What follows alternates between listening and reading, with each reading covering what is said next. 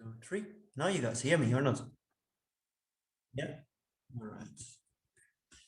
All right. I'm sorry for this temporary disruption. I was setting up my audio and apparently it didn't work. But here we are. I'm really happy to host this day today, the B Day. I'm going to talk all about the B node and many more things. So let me get started, because actually the first speaker on the program is me, and I will give an introduction talk. I made some slides, so we go into that.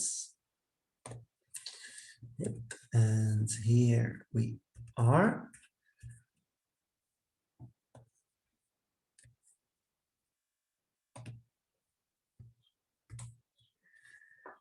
Okay, so the opening talk, but before I start talking myself, I'm actually really curious to hear maybe from one of you, as we are now at halfway through at the Hack Week. How do you experience it so far? And feel free to unmute anybody to share some experiences.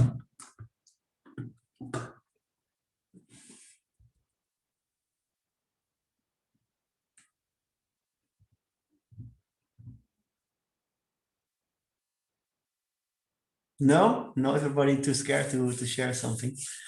All right. Well, perhaps it comes later at the end of my talk, or later in the day you want to share something. Feel free. I plan to make this day interactive. So we go ahead. So the opening talk. Well, I was thinking about what am I supposed to talk about to open the B Day, and I thought, let's talk about what is B, like the most simple question you can have about B. What is it? And that's what I'll be talking about right now. And apart from that, I will, of course, announce the schedule, and I'm very excited about all the speakers we're having today. So about me, today I'll be the host and also a presenter. But normally, actually, I'm the product owner of B, and I guess that's also what they asked me to host this day. So I'm working together with the development team, and I'm making sure that the things that they are working on are what in the end is going to bring you the most value, ensuring that they stay on track, and ensuring also hearing from you what you need. So this week is particularly exciting for me because so many people right now are working with B, and I'm following closely what you're all working on. But also after this week, if you want to reach out to me because you think something is great or you think something can be improved, I'm always happy to interact with you, because I believe that we're making together this B product. Right, so that's about me. And now, talking about what is B, because I actually think that you can answer this question from multiple angles. Basically, B is the client software for the Swarm network. And if you look at B in this way, it's completely different than if you look at B as a layer in the decentralized web stack. And even those things, I don't think they cover the content completely, because I actually like it most to look at B as a paradigm changer, and I will also briefly outline what I think there. All right, so B as the client in client software in the Swarm network. Well, you probably all, or maybe not everybody, but most of you, I think, installed by now the B software on their computer. But B is not the same as Microsoft Office, in the sense that you just run it on your computer and that's it. No, I think B becomes only powerful when it's connecting to multiple B nodes. And what do you get if multiple B nodes start to communicate with each other? Then you're getting the Swarm network. And the Swarm network basically has one task. I was making the slides and it said one simple task, but I don't think actually it's very simple, but it's definitely one task, which is to provide a censorship resistant and privacy preserving data storage layer. And this is what we also call the disk. So may I ask, what is the disk? So a side note, because it has been already explained in different presentations, but the disk basically is a distributed, immutable store of chunks. Now, chunks are the canonical pieces of data in Swarm, and they're only 4,000 kilobytes, so it's like not too much. So if I'm uploading a file or a website to Swarm, this website, let's call it the website, is going to be distributed along many chunks, and each of those chunks has its address. And then with this address, we can afterwards figure out, when we are requesting the websites, we can figure out where to find all those chunks in this network, because each address, so each chunk, has its natural location in the network. Yeah. So if you look at the goal of Swarm to be censorship resistant and privacy preserving, then actually this goal is completely contained within the disk. I don't want to talk exactly about how this is working, but basically, because all those pieces of data are so small, those pieces of data are not linked to files on the disk level. Anybody can join, anybody can leave. There is possibilities to resist a churn in the network. So this is how the disk is fulfilling the goals of being privacy preserving and censorship resistant. All right, so then if you look as B as the client software for the Swarm network, what kind of tasks does this B node have? Well, first of all, B needs to build up and maintain a healthy connectivity, right? So we are connecting to all those other B nodes, but we're doing this in a particular way, in such a way that we, I don't know, do I write this? Yes, in such a way that we can basically send messages to and from any place in the network. So this is to locate those chunks at the natural location. So as a B node, you actually need to participate and you help your peers in passing those messages. And we do that for facilitating upload and download, but we also do that for facilitating syncing. And syncing is basically the process of this natural location changing in the network as more nodes come and leave. So you can imagine that this is going to change as nodes leave, and we are continuously talking with other peers to ensure that all those chunks stay at the right place so that they are retrievable. Right? And then it also has a third task, which is basically to provide the incentives to ensure that individually optimal behavior is also optimal for the network. So that is B as a client software in the Swarm network, but the other one is B as a layer in a decentralized web. If you look at B from this angle, it's a completely different perspective, because basically what we want with B, so we have this privacy preserving and censorship resistant data storage, but you cannot really do a lot with that on its own yet.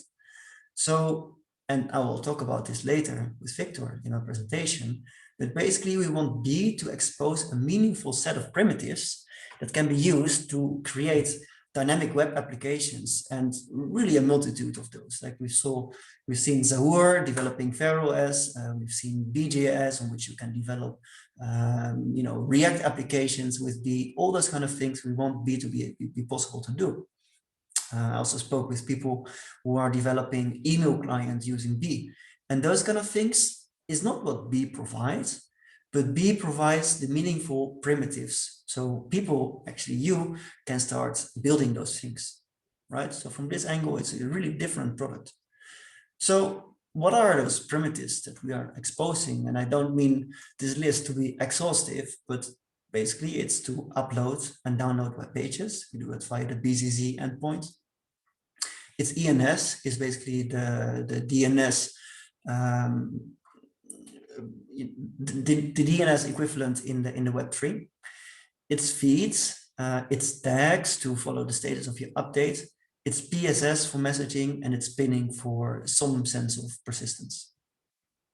All right, and we expose more endpoints, but I don't want to talk about all of those in this talk, but just for you to know that B is providing the primitives. I listed some. And then B as a paradigm changer. Well, I don't have any slide under this because I just want to talk about it myself. And this also ties into why I'm so excited about B, because we are really trying something new here, something that hasn't been tried before. And those things that we are trying, they have the potential to shake up how we're interacting with our computers, how we are sharing information with everybody around the world. And if you look at B from that angle, you can have hour-long conversations that even go very deep into philosophy about what is B and what are the potentials for B and what kind of things does B shake up if you look at the world and how we are living, basically.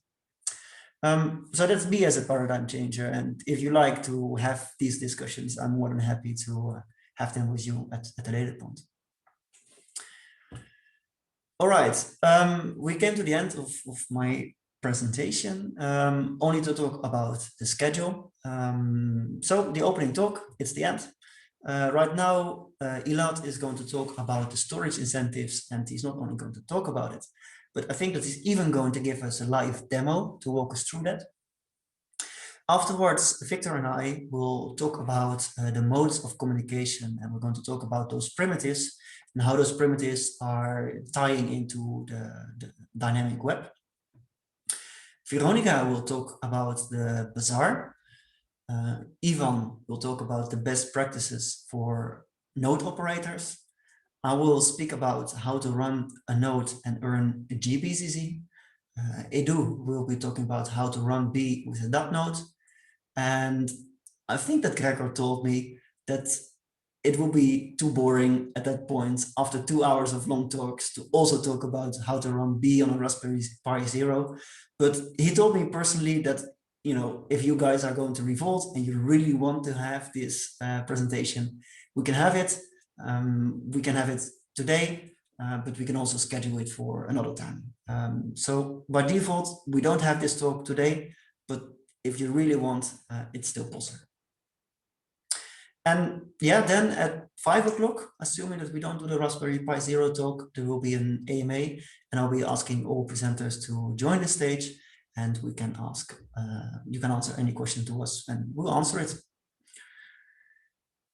All right, so then if there are no more questions for me, I would like to invite Elad to the stage. Elad, are you here? Yes. Okay, how can we do the screen sharing?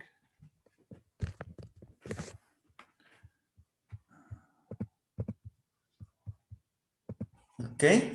Thank you. Let's see if your audio is working. I was hearing you, but not so loud. Okay, give me a second. How about now? Yeah. Better? Yeah, it's good. Now? All right. Pick it off. So how do I screen share? Ah, yeah, there it is. Okay, can you see my screen? I do.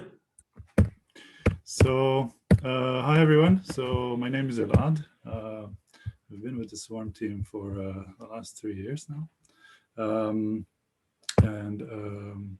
Alongside with Rinke and Victor, so and the rest of the Swarm team, obviously, which are doing a great job these days. So I am basically coordinating the engineering efforts these days, and I wanted to give you a brief kind of entry point in the small, tiny demo now with maybe an open call for contributions also.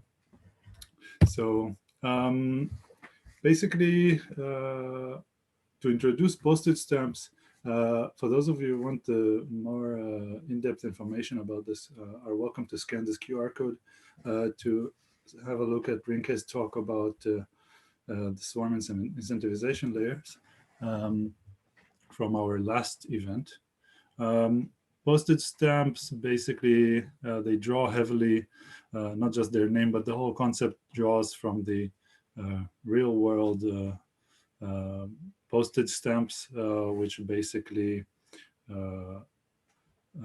are, the idea is that they are not profitable on their own, but processed en masse, they are profitable for the post services to actually process and deliver. So same works in Swarm. They are used for spam protection and to provide storage guarantees on Swarm. I won't go into too much technical details about this, because I think the Ringcast talk is much more informative.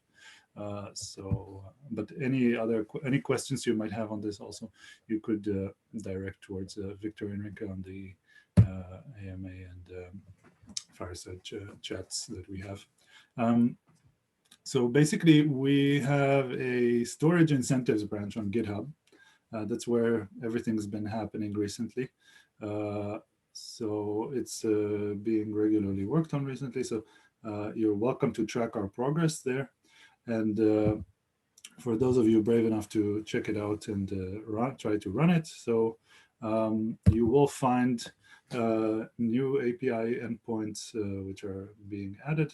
And one of them is the following one, which is the postage stamps purchase endpoint, which is the one which I'm going to demonstrate, but not just.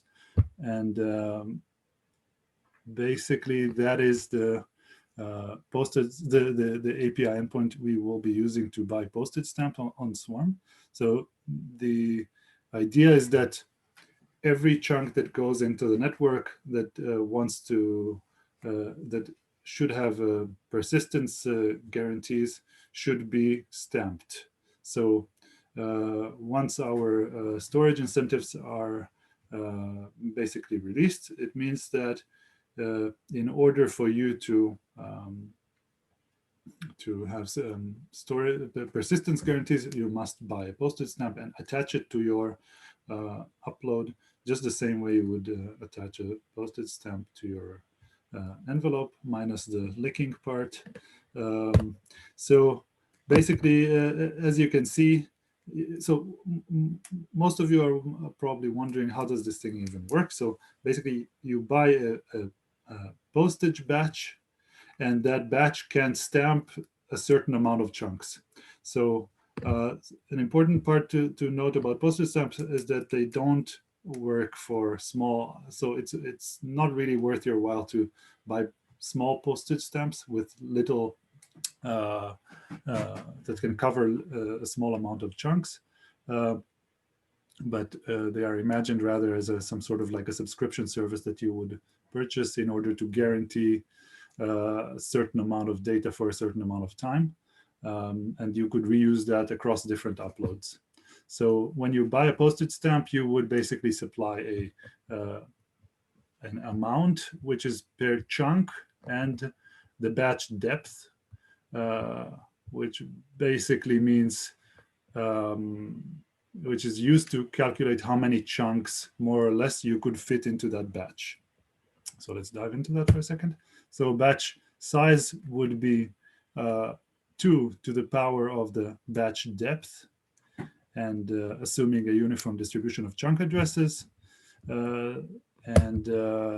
So if you use batch depth 16, so you would get roughly around 260 megs, and in nominal chunk numbers, but it does not necessarily reflect how long this content will be persisted when we talk about storage incentives in the long run. And this is used with the with the actual amount per chunk. Not to get into the calculation of also how to calculate basically chunk balance over time, because it's a bit more complicated, but just that you understand that the amount that you query the endpoint with is not the amount per whole batch, but per chunk. And that is basically, if you want to price that, so it would be the per chunk amount times the 2 to the power of the batch depth. So this API is expected to be preserved in the long run, and contributions for the UI are welcome, and you are welcome to hit me up on whatever means you would find usually Mattermost is the best. So maybe before you continue, because there's one question from Lin in the meantime. So he's writing, stamps are only there to ensure distributed storage. How does this interact with global pinning? With the latter, stamps would be unnecessary, question mark. unless we want to have some assurance for remote storage as well. So how does, how do these stamps tie in with global pinning and persistence? I actually am, so it's true that theoretically for postage stamps to be persisted with, so with global pinning, so if somebody requests the chunk, you could theoretically deliver it, and you could theoretically, let's say, assume that you could deliver it without a stamp. But global pinning is also meant as a kind of a service to support re-uploading in a way that the node which is pinning the chunk would detect that a chunk is missing. Therefore, it would try to resynchronize that chunk into its corresponding place in the network. And in order for that chunk to be resynced into its place in the network, then it means that the chunk has to have a postage stamp. So in the long run, even compounded with global pinning, then I would say that you would need chunks to be stamped with global pinning too. So I hope that answers the question. Yep. All right. Thank you. So there is a modest cluster, modest indeed, just 5 nodes which are running here, but it will be enough to demonstrate what we want to demonstrate. And so for those of you checking out this branch, by the way, it will not be compatible with our production cluster. So I hope that we can expose a test net for this soon, so people can actually start interacting with this. So stay tuned. So one of the changes which you're going to see when you run a node with this version is that it basically, so you see here the checkbook deployment, that's fine, and then you see this updated block height to whatever, and there's an off by 1 problem here. But basically what this means is that we are constantly trailing the blockchain state in order to follow events from the postage stamp contract. So once you buy a postage stamp from the contract, you generate an event, and the nodes are basically listening for all of these events in order to verify which batches are valid and their pending balances and so on. So you will be seeing all this stuff in your terminal every now and then. So this is when the node is initially syncing, and when the node is initially syncing, it will not bootstrap itself. So it will just start all of the components and services once it's completely synced. So bear in mind, it shouldn't take long, about a minute or so. Yeah. Okay. So, whoops.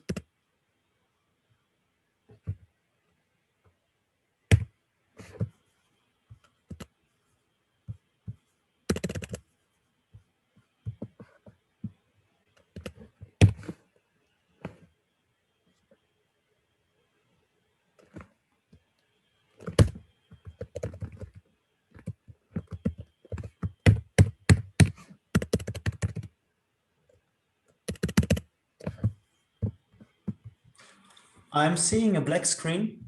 Yeah, me too. Can you hijack this session somehow? And whoops, stop share. Whoops. Now something is happening. That was a bit strange. Let me try again.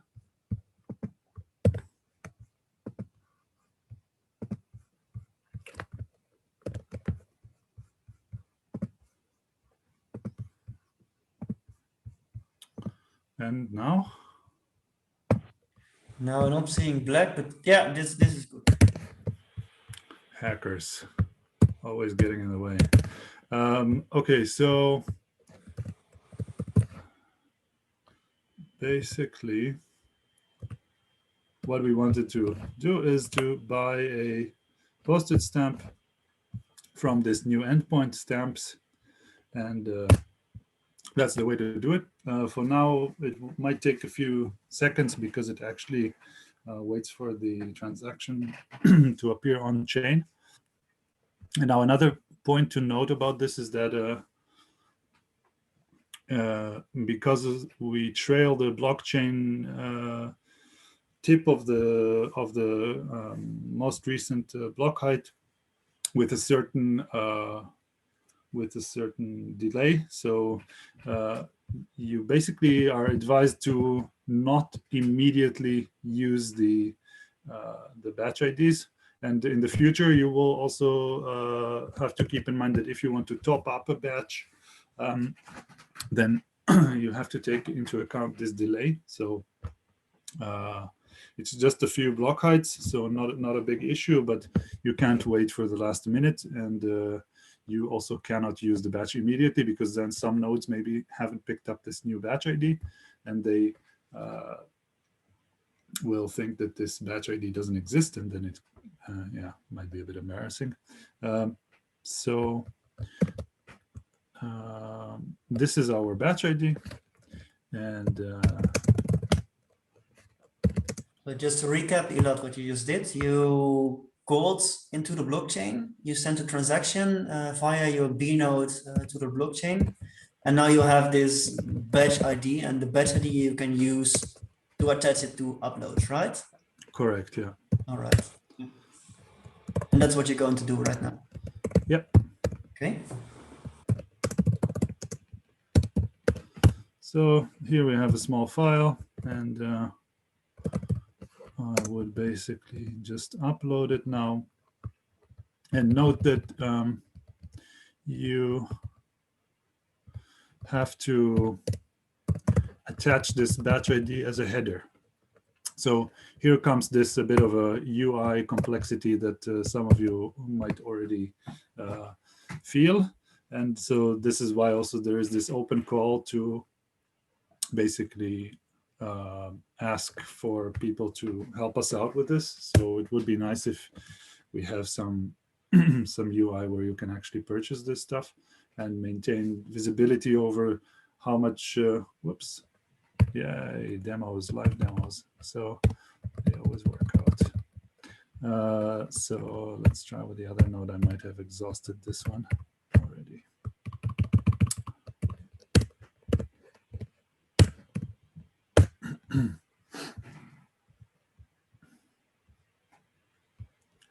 So yeah, the UI complexity is there, and then it would be nice if we can actually get some contributions there to help us out with this.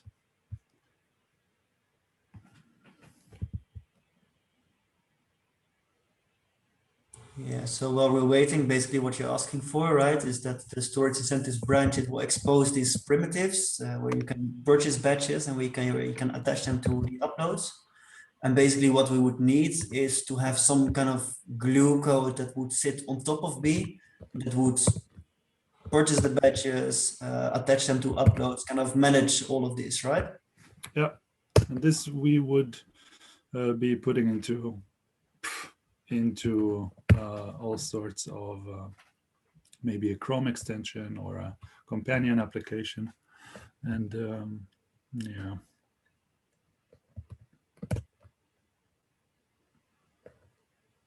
Mm-hmm. Now we're all seeing error 400.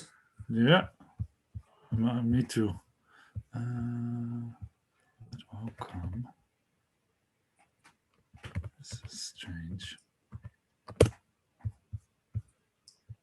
So what is the difference between 500 and 400, Elad?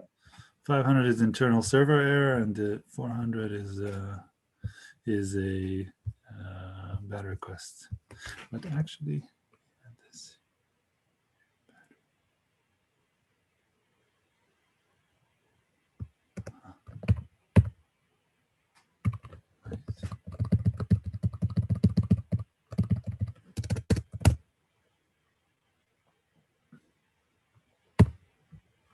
Wow. Okay. One more chance. One more chance. Okay, I tried again, maybe with a smaller file. Okay.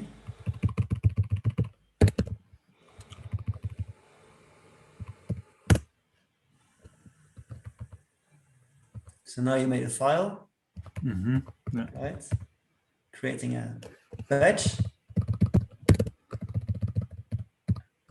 And you're uploading via public nodes. Okay. And you're setting the batch ID of the batch which you just purchased. Yeah. Right, it's complex. Now, ha! Oh, now we got it. Yeah. Okay, so now you could see that we are basically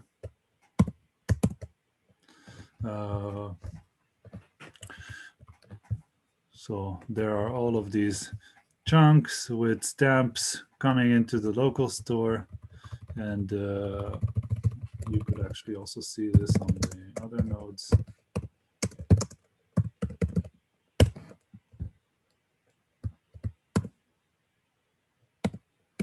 And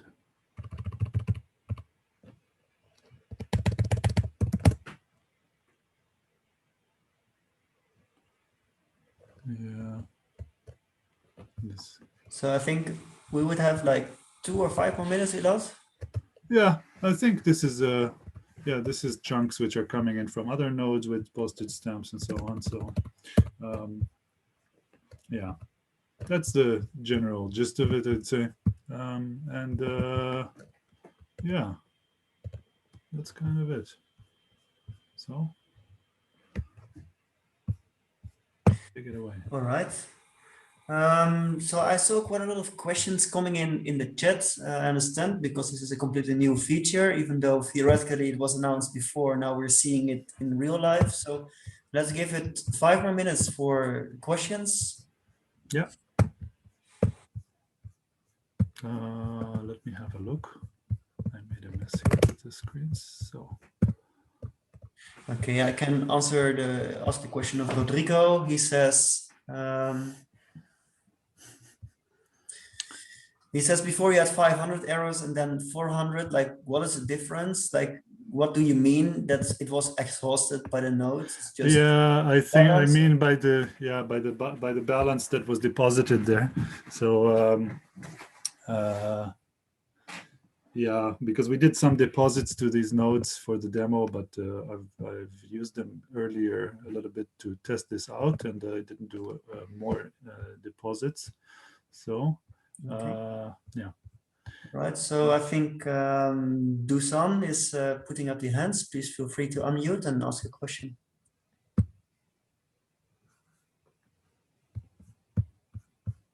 Dusan? I'm not seeing you unmuting. So we go to the next question is from Dan. Could you explain a bit more about the glue codes and what do you mean there? Well, so yeah. in the ideal situation is that you would you would have some sort of a backend in which you could see your existing postage stamps that you can use and how long they would last for and when you need to top them up and so on. Something like, yeah, so a subscription service that you could monitor all of your ongoing data subscriptions and so on, and maybe purchase new ones. So it would be some sort of like a dashboard. So to view this. So we're kind of really hoping for a second layer solutions here that people can help us out with, and that we can hopefully integrate into companion apps or upcoming dashboards that we will have. And so this is in some sort of a constant becoming. So we would like to invite contributors to help us out so we can, once this coalesces into some tangible project or companion app or extension or whatnot. So we can integrate this stuff, or you can help us out maybe if you are dashboard savvy, let's say. So that would really help us out. And then the very nasty question, of course, do you have a time estimate on when this will be available on the mainnet? Time estimates are difficult as always. So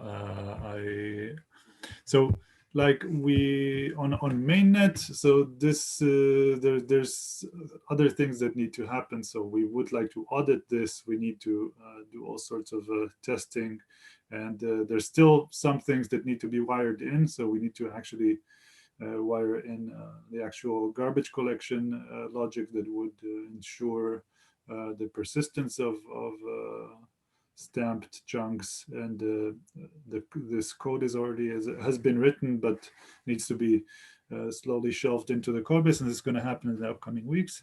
And so I would say best is just have a look at the branch every now and then and see where we stand. And you're always also welcome to ask us on the channel. So we're there and we're open and transparent. So you're more than welcome to ask.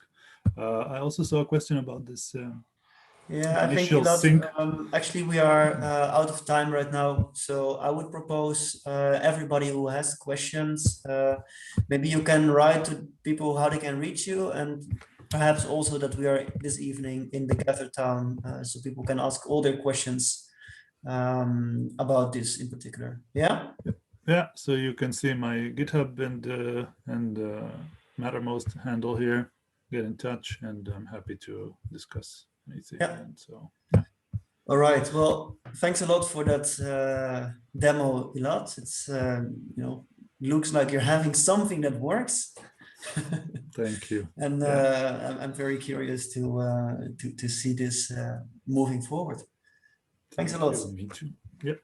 Ciao, ciao. All right. So our next guest is Victor. Victor, are you here?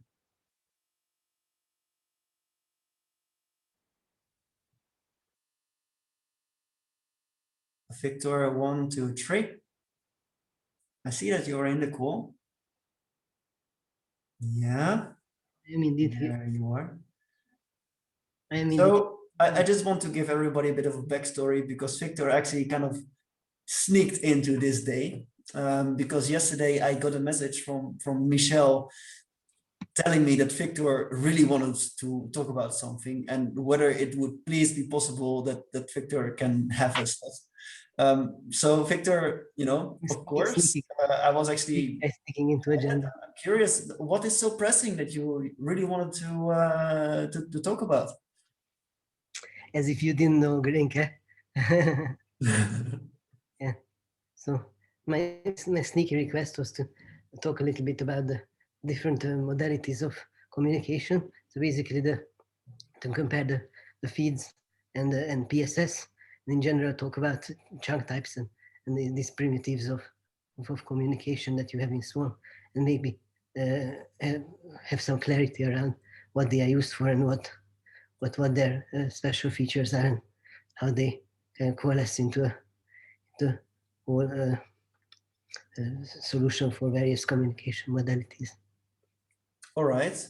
So, like you say, Swarm is having those primitives, but what can we do with those primitives? Okay, so basically, so chunk types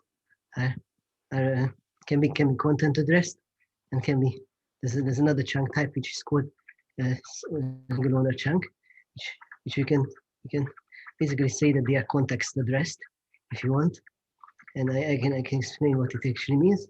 And there's also a primitive called PSS, Postal Service on Swarm, and these together constitute like basic primitives of moving data around. And there's a strong claim here that basically from these primitives you can build up any communication modality that you ever need to ranging from to organize things like from Twitter to Facebook to likes to instant messaging, kinds of things. Okay. Right. So those primitives you say, just to recap, single owner chunks, PSS and feeds. I think that's what you said, right? And from those, I can make Twitter on Swarm. Basically, yeah, let's simplify it like that. Yeah. All right. So can you explain to me how that would work? Like how these primitives actually are so important that we can build all those things on top of that? Yeah. So it's just to make sure we understand. So as opposed to the current web, where you basically use location-based addressing. So when you look up a bit of context, when you discover some data, you basically use the top level domain and maybe a path, and that's what we can call a contextual anchor. Basically, a RESTful API, let's say, is a contextual anchor. So let's go to, like, I don't know, my favorite shop.com/product/lawnmower, and that's basically some sort of. That's in the Web 2 world, right? Anchor, yeah. And what it does is it looks up on the DNS name server. Basically, looks up an IP address, which basically forwards your basically allows you to forward that query to a particular server. That's a client server architecture. In Swarm, what you basically have back from a name service that resolves such contextual anchors like DNS is already is a content address, which means that it already gives you integrity guarantees.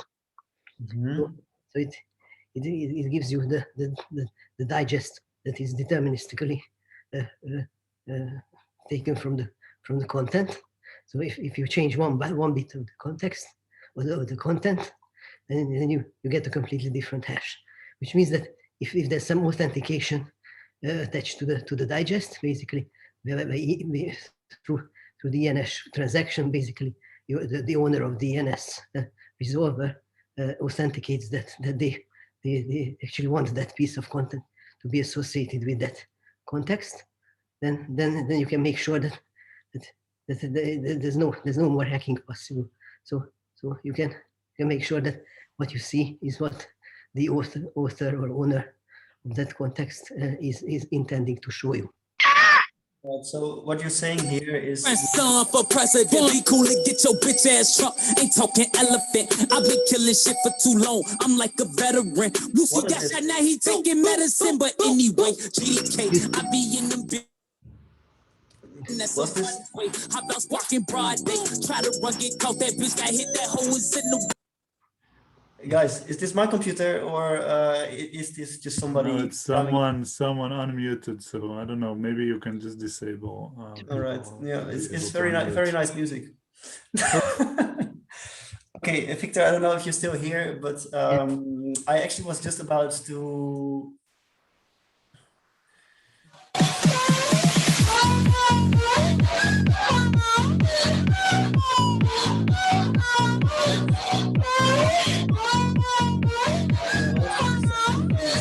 Do something about this.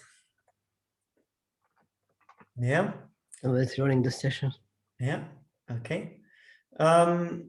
Okay, Victor. So what you just said is that we're having the DNS on the Web 2.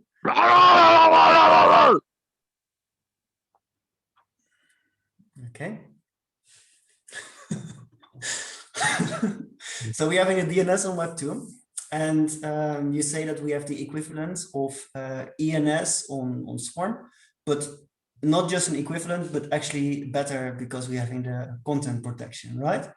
Yes, we have integrity protection. All right. And single owner chunks takes it one step further and allow these contexts to be directly addressed in the Swarm network. So basically, you can have a convention which says that. How do I find, for example, the latest blog post of Rinke? And there is basically, if this contextual anchor can translate into canonical representation. Let's say, for example, and that's what single owner chunks allow. Basically, an off-chain mutability that it provides. So based on the context, you can find you can determine an address, and you can look up that address and find the content that the owner put there. So basically, single owner chunks, as I think Dan also demonstrated yesterday with the kind of with the address space, it's basically namespace is the swarm address space, and allows for certain parts of the address space to be owned by particular users. And these are single owner chunks. And single owner chunks is the idea that all kinds of conventions can translate these contextual attributes into deterministic address. And the feeds are basically just a special case of that. In the case of feeds, like the contextual information also specifies that some sort of frequencies, or allows a specification that there's a sequence of updates or versions to a particular asset or resource.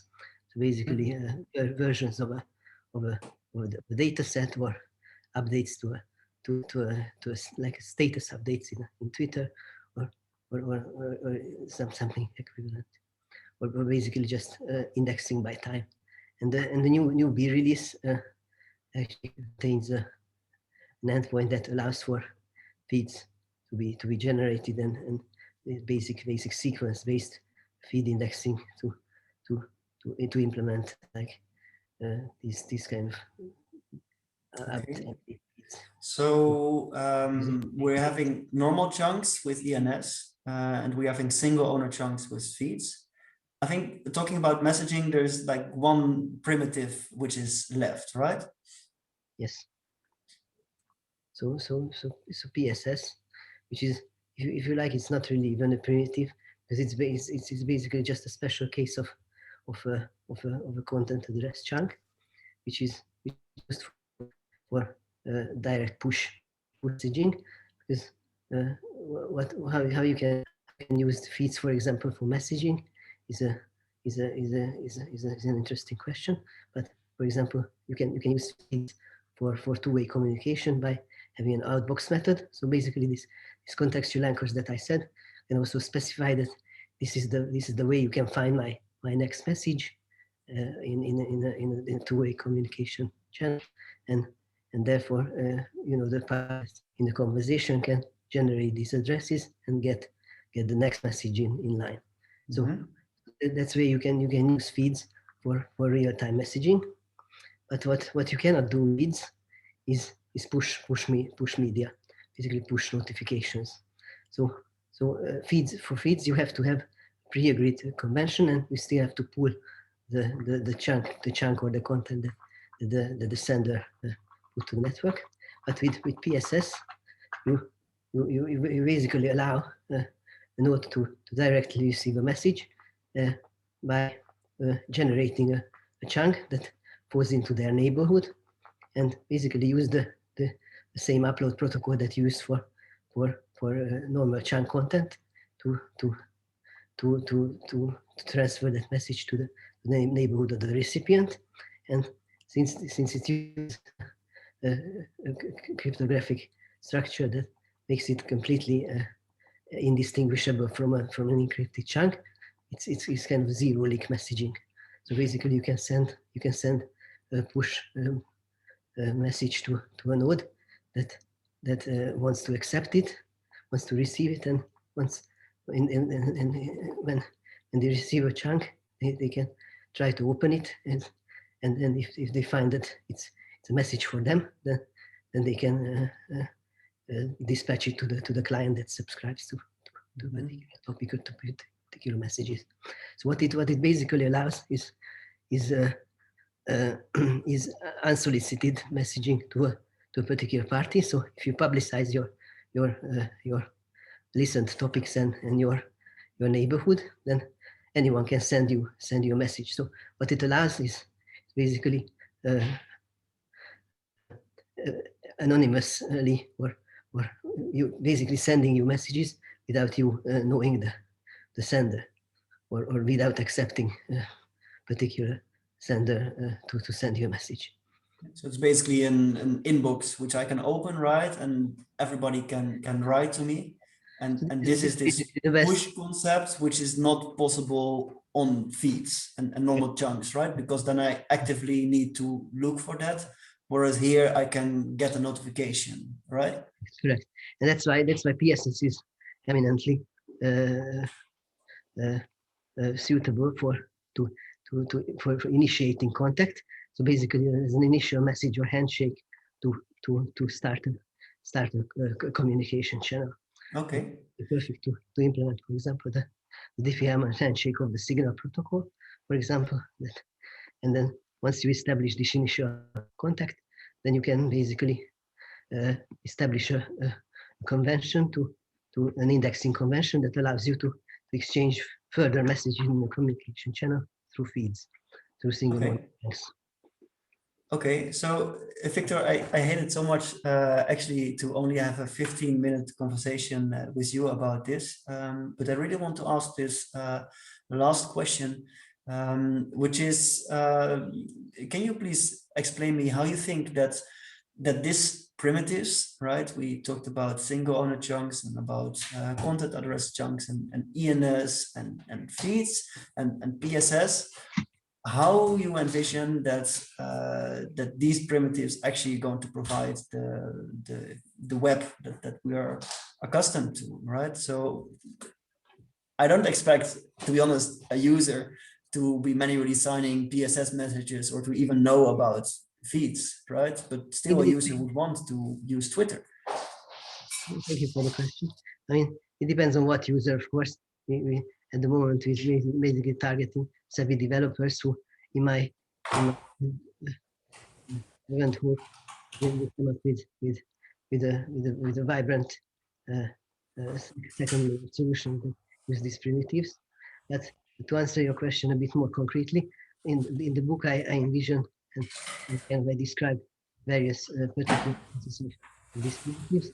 In particular, I described how you can use feeds and PSS together to implement the Signal protocol, together with the extended handshake, initial key exchange, and also provide some extra kind of not primitives, but extra use cases where I use single owner chunks and PSS combined for notifications, like various push notifications for certain types of media, and also provide, for example, envelopes and all kinds of interesting concepts. Basically, notifications and communication. So basically what you're saying is that right now we don't envision end users really to be directly consuming this, but I think here we are in a call with a lot of hackers, and it's probably very important for them, and I think that's also why you wanted this conversation, is to help people kind of to let them know, you know, why these primitives are such in that way, so that they're also being used in the correct way, right, by anything building on top of Swarm.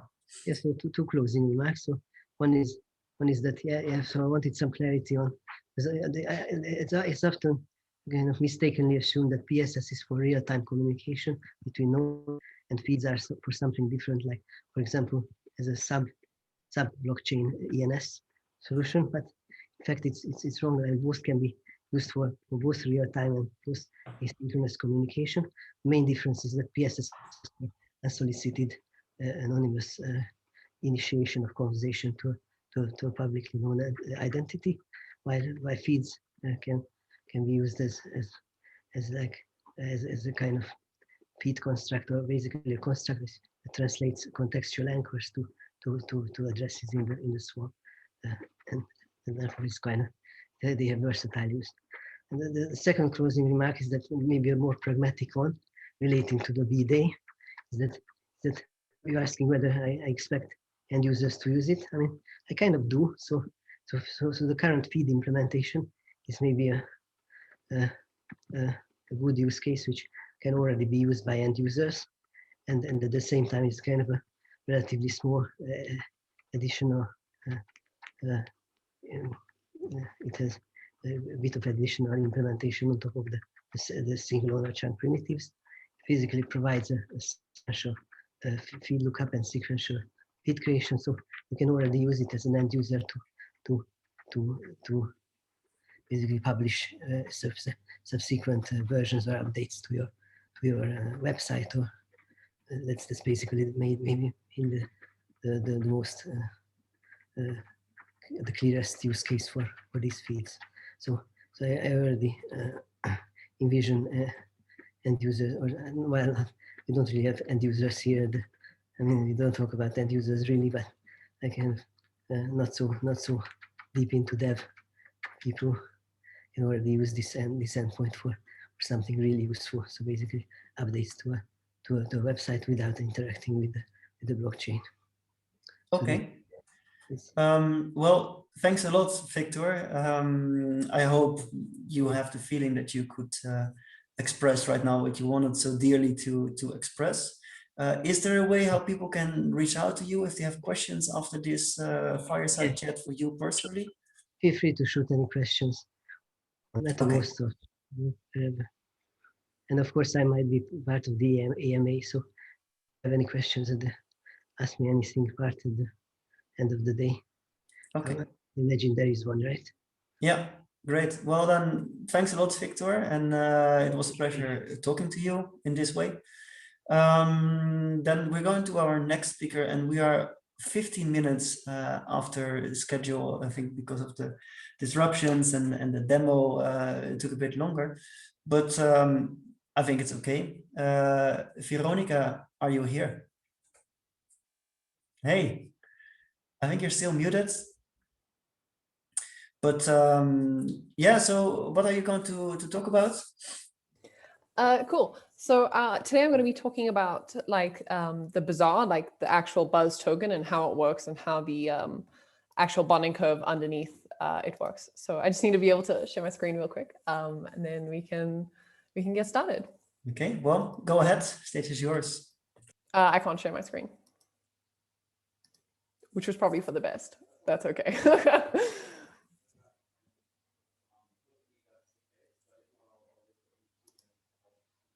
Lovely. Okay, cool. I'm going to share the screen. Lovely. Can you guys see this?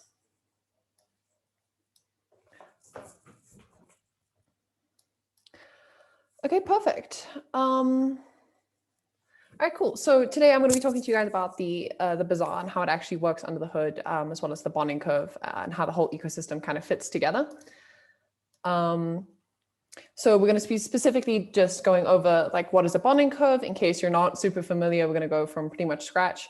There's a little bit of math. Don't get too intimidated by it. I promise it's most of the time not your problem. And then actually going through the interface, like how do you actually interact with the bonding curve, as well as the ETH broker, which is just a wrapper for the bonding curve. And then we're also going to go over the admin permissions and risks and what happens in the emergency functionality situation. Just to give you like a real holistic overview of what this ecosystem does and is capable of. Right, so straight into the bonding curves. So a bonding curve really is just a mathematical relationship between the supply of tokens and the price of tokens. So it can be really anything. To keep things simple, we're just going to do a simple, easy exponential curve. So the price is equal to the total supply squared, right? Super, super straightforward. So before we can really talk about a bonding curve, we need to have the same terminology so that we're talking about the same stuff, right? So the bonded token in the case of bonding curve is the token that the bonding curve is either minting itself or distributing. So in Swarm's case, the bonding curve is just distributing these, is minting these tokens. Then the collateral token. So this is the token you're actually paying for your bonded token with. In our case, it's going to be DAI. The spot price is the price of the token at a specific supply point. So this one supply, so it's just for one token, the spot price. So it's like the current price. Then the cost is obviously how much collateral token you need to give to buy an amount of tokens. So it's the area under the square, under the curve for the two supply points that you'll be creating. And then the total supply is how many tokens are circulating. This is different from the supply cap, which is like the maximum number of tokens that the curve can have. Right, so how do we actually work out the cost in a bonding curve? So here's our little simple equation, right? Y equals x squared. So this is what we were talking about earlier, where it's the price is equal to the supply squared. So for the first 10 tokens, right, we're just working out the definite integral for the price up until the total supply plus 10, because we're going to buy 10 tokens. So the price works out to be 330. So you can see this area is not that big, nice and easy. So it gets a little bit more complicated when we're not working out the price from 0, right? Because now we need to work out the area under the curve between, so we're going to buy another 10 tokens, right? So what we actually end up doing is working out the area under the curve to this point, which is supply point B, right? And this point, supply point A, and then just subtracting them from each other. So that's the easiest way to just work out this area under the curve. And then the area under the curve is actually the cost that you're going to be paying for these tokens. So in our case, right, this is going to be $2,300. So just to quickly go over the math, because obviously it's not super important, but it is really helpful to understand. So here's our curve. And then if we integrate it, we get this beautiful thing. You don't need to worry about how to do that. It's just some magic math stuff. And then all we're doing is evaluating the area under the curve at supply A and then at supply B, and then subtracting the difference, right? So here's that equation, just like simplified a little bit through some fun other math stuff. Right, so it's really not too bad. So all you're working out the supply, the area under the curve between the two supply points. So just to summarize, the cost is to work out the cost to buy tokens and sell tokens. You just need to integrate your curve equation and then work out the area under the curve between the 2 points. Something really important to keep in mind with Solidity is that there are math limitations. So, you know, there's underflow, overflow, there's no decimals really. So there's a lot of stuff you kind of have to work around. So bonding curves can be a little bit complicated. Don't worry, we did the swarm bonding curve brilliantly. Danny, who is not here with us today, actually wrote the math for the curve. It's a lot more complicated than our very easy example of a exponential, but we're not going to get too much into it because it's not necessarily too important for this. Right, so actually interacting with the curve and the broker. So when we were designing these smart contracts, there were a few key things we wanted to make sure that the ecosystem had from start to finish, right? Which was transparency, risk mitigation, and security. So what we mean when we say transparency is like readability, understandability, like how easy is it for you to understand what's happening? So there's really good documentation around this repo so that, you know, even if you're not necessarily a super technical person, there's like documentation that you could read to understand what the functionality is doing without necessarily having to read the code directly. Then in terms of risk mitigation, this, you know, smart contracts are immutable. So if you want to upgrade them or have any kind of elevated permissions functionality, you need to have some notion of an owner. So with risk mitigation, what we're really trying to aim for here is that the owner there's limited risk that can happen with an owner. So just mitigating how much damage a malicious owner could do, really. And then security, which is obviously security, you know, these were written with the industry standards and best practices and all that. And also the contracts have gone for an audit. They actually just got back this morning from audit. So very excited to get that audit pushed through so that the contracts are ready for an actual mainnet deployment. Right, so this is the ecosystem. I'm going to go a bit slowly here just so that we're all 100% on the same page because it's a little bit confusing initially, right? So there is the Buzz token contract, which is the actual like ERC20 token contract. Then we have the Buzz curve, right? This is the bazaar. And the Buzz curve has special permissions on the Buzz token to allow it to mint tokens and burn tokens on the Buzz contract, right? But like a general user can't do it. So if you want to buy them, you need to go through the Buzz curve. Then we have the ETH broker. So this pretty much allows you to buy Buzz directly with ETH. So it's a wrapper for the curve that has Uniswap in between. So it takes your ETH, swaps it to DAI, and then buys with the curve. And it does it all in one transaction. So the slippage is limited and that kind of stuff. So yeah, so you can interact directly with the broker or with the curve, and you will end up with some lovely Buzz tokens. Okay, great. So the curve has some view functions which are quite important. So we're going to start with these. So the buy price and sell reward obviously do kind of the same thing in reverse. So the buy price, you enter the amount of tokens, the amount of Buzz tokens you want to buy, and it will return how much DAI, collateral, you need to buy that number of tokens. And then the sell reward does the reverse. So you enter the number of tokens you want to buy, want to sell, Buzz tokens you want to sell, and it will return the collateral reward you will receive for selling those tokens at the current price. Obviously, these are view functions, so like your price is not guaranteed until you actually commit and buy or sell the tokens. So then next we have is Curve active. So the Curve has emergency shutdown functionality, which we will get to in a little bit. But pretty much is Curve active is just going to return true or false if the curve has been initialized and is currently active. So the initialization is really just like passing across some addresses because again, you know, deployment can be a bit weird. And then we have the bonded token and the collateral token, which just returns the addresses of these two tokens. So our bonded token is Buzz and our collateral token is DAI. Cool. So then next we have the state modifying functions. So these are the functions that you're actually going to call to make things happen. So first we have the mint, which obviously is allowing you to mint. It's pretty simple. So you enter the amount of tokens that you want to, that you want to mint. Again, this is the amount of Buzz tokens you want to mint. And then the max collateral spend. So what this actually is a slippage guard. So you enter here, so you want to buy 10 tokens at say a price of $10 a token, right? So your total spend is going to be $100. But now you want say like a 2% slippage. So it's going to be 102 cents max collateral or $102 max collateral that you're going to enter here. So this is pretty much just a slippage protection in case someone's transaction comes in while you are busy, you know, once you've already submitted your transaction to the mempool. So it's a catch for you. And then obviously it just returns true if it's successful. So then is active is just the protection so that once the curve has been deactivated, obviously this mint won't work. And then the mutex is just a reentrancy guard. You'll see all the state modifying functions, most of them have it. The ones that need it have it.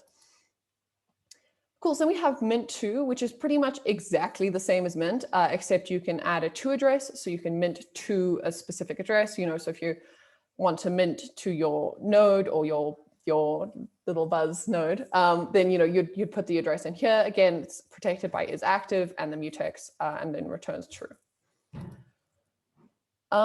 Yeah, so then we have redeem, which is selling against the curve. So it's kind of the same as the burn, but in reverse. So you enter the number of tokens you want to sell, and then the minimum amount of collateral, so DAI, you want to receive for selling this amount of tokens. So again, we have, you know, 10 tokens you want to sell. Oh,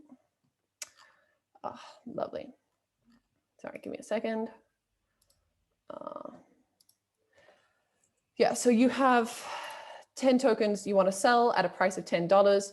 That's going to end up being 100. So the minimum, and then you put in your slippage, so it'll be like $98 is the minimum amount of DAI you want to receive for selling your tokens.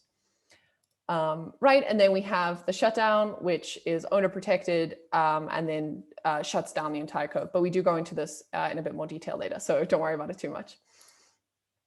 Right, so in terms of the interface, so just a quick summary, you've got buy price, you enter the amount of tokens, returns the collateral needed, sell reward, same thing in reverse, bonded tokens, just the address, collateral tokens, the address, and is curve active is just a bool of if the curve is still active. So we have our state modifying functions, so we've got mint and mint 2, shutdown and redeem, which are just, you know, we just went over those. So this is just in a little bit more detail. Yeah. So now we get the broker contract. So this is the ETH wrapper for the tokens that allows you to buy directly from ETH into Buzz. So you enter so it's pretty much the same as the curve, but it's returning these results in ETH, right? So you enter the buy price. So this is how many tokens you want, and it's going to return the ETH price for that number of tokens. Same thing with sell reward. You enter the amount, and it will return the ETH price that you will get in return for those tokens. Sell reward DAI, you enter the DAI amount and it returns the amount of ETH. This really isn't for the front end. This is more for the front end, sorry, than it is for actual functionality. Get path, this is just for the Uniswap pool routing, and the get time again is more for the front end than it is for you. Cool. So then we get the state modifying functions. So again, we have mint2 redeem and then a fallback function because obviously we're working in ETH here. So it's almost exactly the same as the curve. You enter the number of tokens you want to buy, you enter the max amount of DAI you want to spend on those tokens. It is still in DAI. And then you enter the deadline. So this is a Uniswap thing. It's pretty much like the expiration date for your transaction. So if your transaction hasn't executed before the deadline, your transaction will just automatically revert if it gets through. Yeah. Then mint2 is practically identical, except you also enter the address of where you want the tokens to end up going. Redeem, pretty much the same. You enter the number of tokens you want to sell, as well as the minimum amount of DAI you want to sell those tokens for.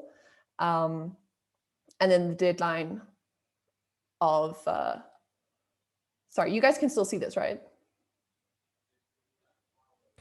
Yeah, we're seeing your screen. Okay, cool. Sorry, just got to check. And then the deadline, I actually thought my Wi-Fi went down for a little bit. And then the deadline, which is the same thing for Uniswap.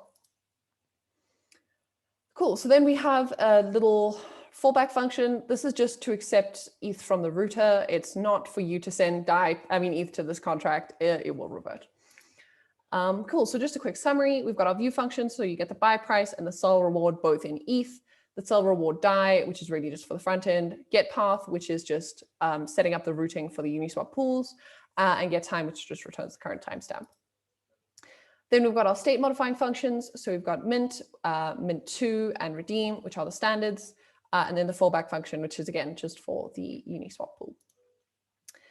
Cool. So these are the important ones. So these are the ones you'll probably be using. And they're both on the curve and the broker, obviously in their respective currencies. Cool. So now we're going to go into, I'm not sure how I'm doing on time, so probably quite quickly, the admin permissions and risks.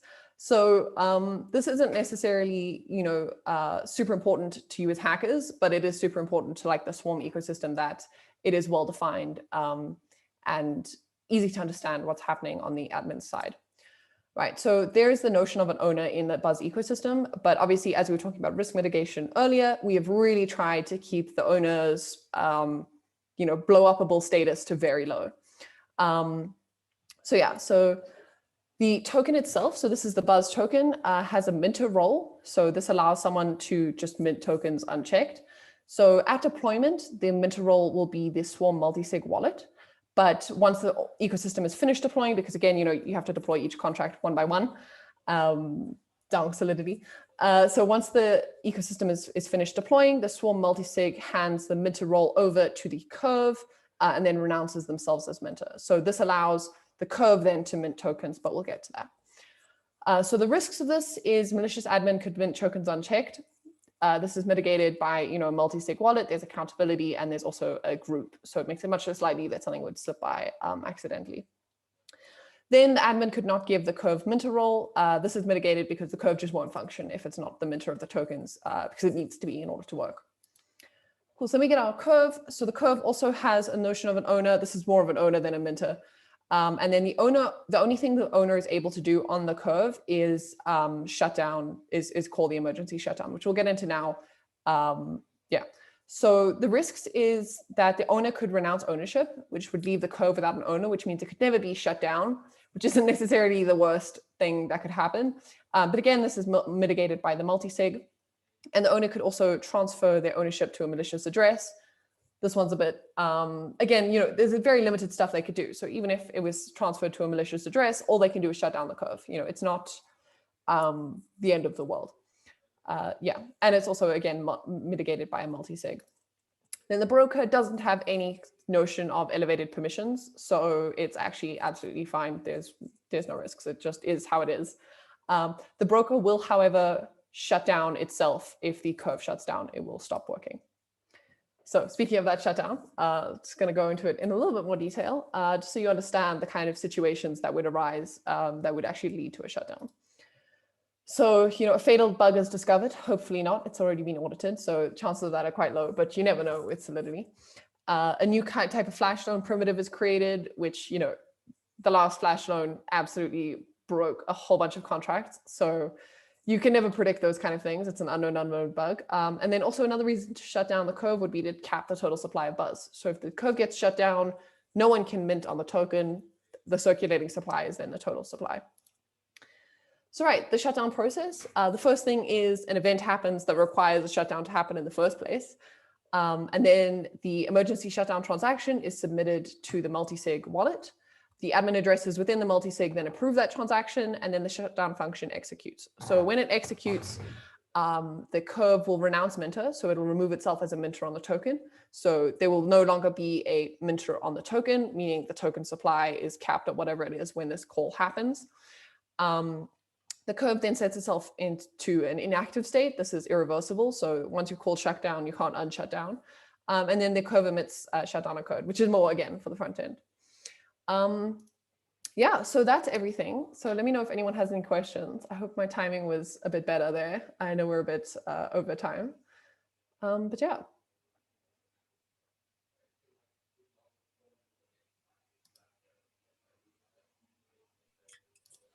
Thanks a lot, Veronica. I think it was a great presentation. I don't have any questions, but I would like maybe 2 more minutes for the audience to ask questions. I think we have here one question coming in via the chat. What happens after the shutdown? So after the shutdown, it was designed so that the shutdown only really affects the curve and the broker. So after the shutdown, the Buzz token still operates completely normally. It is a normal ERC20 token. It just can no longer be minted. So, you know, the total supply is capped. So yeah, it's just the curve and the broker that shuts down. The token is still completely ERC20 compliant, functional. Can the contracts go back to normal? No. Once the curve has been shut down, that's it. They're off. Good. One more question. Why is it so? So emergency shutdowns are really important because the smart contracts are immutable, right? So once you've deployed it onto the Ethereum mainnet, you can't take it back. You can't, if you haven't put shutdown functionality in your smart contract, it can never be shut down. You know, and with smart contract development and all of DeFi, you know, sometimes vulnerabilities just happen. It's not even your code. It's like a flash loan. It's someone else came up with something that then breaks other people's code. So it's really important to have it thought out and built in before you even deploy. So that's why. Yeah, and I think it's important to stress out like what you mentioned there, right? Like even an emergency shutdown doesn't mean that your token won't be there anymore. It just means that the curve itself won't mint anymore. Exactly. You know, right? it was So designed BTC with itself will still have the utility because you can use it in a Swarm ecosystem. You can still transfer it, but just not, you know, go to the curve anymore. Exactly. You know, it's all about risk mitigation. So they're all separated. So, you know, should we need to shut them down, it's super low risk. There's no effect to the token holders and the token supply, except that it gets capped. Okay. Then I think we are at the end of the presentation. Thanks a lot for this. Absolute pleasure. Yeah. All right, so our next speaker is Ivan, or actually I normally call him Vandot. I don't know why it happened like this, but are you here, Vandot? I'm here. Can you hear me? Can you hear me? Yes, I hear you. Yeah. Ah, nice, nice. I only don't see your video. Well, I wrote you already to the MetaMask. I will not be able to share my video, but I will be able to share my screen. Okay. Hopefully. So, what will we be talking about today? Today, we are talking about best practices for large node operators. So here, can I? Yeah, okay. My screen is shared. No, yeah. Now, yeah, your screen is shared. So kick it off. Can you see the presentation? I do. Okay, nice. So yeah, hello. My name is Ivan, and I'm in charge of managing infrastructure for Swarm project. We will talk about some best practices. Sorry, Ivan, there's one question I need to ask you. On the top of your screen and on the right, there is these boxes from Zoom. Do you see them? You actually need to drag them out of space because they are interfering with. I don't see anything. On the right, there is this box which shows the pictures of people. Yeah, that one. Yeah, just drag it away if that's possible. No, I can't. No? Okay, then we just do it like, yeah, this is better. Okay, like this? Yeah, I think that's better. Yeah. All right, go ahead. Okay. So we will talk about some best practices that Swarm team uses to maintain main Swarm cluster. And this presentation is intended for large node operators, those who plan to make a lot of BZZ, and infra technology enthusiasts. In order to follow the presentation, you will need some understanding of Kubernetes, but probably you will be fine without it. So there are two supported options by the Swarm team for large node operators. First option is Kubernetes, and that option Swarm team uses to manage the main cluster, and we will talk more about this one. And the second option is Docker Compose for smaller installations and for a very interesting edge case that we will mention later. So main Swarm cluster is running on AWS EKS, which is AWS managed Kubernetes, but all of this could apply on any Kubernetes installation. We are using Helm and Helm charts for deploying B and all supporting infrastructure services. And we are actually not using directly Helm, we are using Helmsman on top of it. Helmsman is a wrapper around Helm that has some really helpful abstractions. And for instance, you can quite easily pass environment variables to the Helm, so it's pretty easily scriptable. For our Kubernetes deployment, we are using some infrastructure services. All infrastructure services are installed and managed with their official Helm charts. And we are using, for those that are familiar with Kubernetes, these are all quite familiar Helm installations. So Cert Manager is used for automatic certificate issuing using Let's Encrypt as a provider. Nginx is Nginx Ingress is the most well-known and most used Kubernetes Ingress service. We defined two classes, Nginx and Nginx internal. Later I will mention the difference. Local volume provisioner. It's used for provisioning local volumes.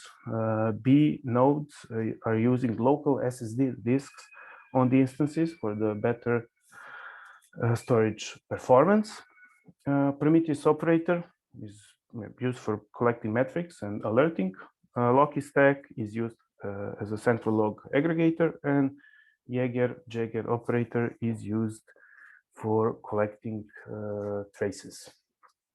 So our infrastructure mostly consists of these services, and of course, on top of that comes B. B is deployed using the Helm chart, and that we are created. It's a custom chart for B, and we will go over some B specific options regarding Kubernetes deployments that are shown inside value YAML. So here is value YAML. Also, for those familiar with Helm, values YAML is, we can call it the most important document inside the Helm chart. It describes all the possibilities, all the variables that the chart itself supports. And after some usual options, we come to this one, which is P2P fixed port. To understand these options, we have to understand how is B advertising itself to the cluster, and it is advertising with a combination of IP port and protocols in multi-address format. By default, and for convenience, for not port services, not port is a type of Kubernetes service that we are using for P2P service. What this means that the B itself, for its P2P service, will have a port directly exposed on the Kubernetes node. So the B will for the P2P traffic will not go over some Kubernetes proxy and some Kubernetes network, but actually it will be directly exposed on the machine. And Kubernetes control plane will allocate an random port from a range 30,000 to 32,767, depends on what is available. The problem here is B itself doesn't know that it was exposed to the world using some other port than the one used for P2P service. So default port for P2P service is 1635. You can change that, but then when you deploy to Kubernetes, if a different port is used, and it is in this case because Kubernetes selects some node port, then B will not know how to advertise itself. Because of that, we introduced inside bconfig, it's called net address, net ADDR field, where you can specify IP, but you can also specify just port that is used for exposing the B to the world. So, for instance, our production cluster has this enabled. Node port starts from 31,000, and then we can predict for every pod that is deployed on the cluster what node port will be used for that port, and then we can easily just take this value and put it inside the B config as a net address value, and in that way B will know how to advertise itself. Later, B has two ingresses, one for API and second one for debug API. It's warm. As I said, we have two Nginx ingress classes. For the API, we are usually using Nginx class. That class is defined in that way that is open to the world. And we have a second class, Nginx internal. We are using that class for debug API, and in that way, debug API endpoint is protected because it's available only from inside the cluster. And then for debugging purposes, we are accessing it over secured and protected VPN connection. Later, these are all familiar options for the Helm chart. There is also service monitor. If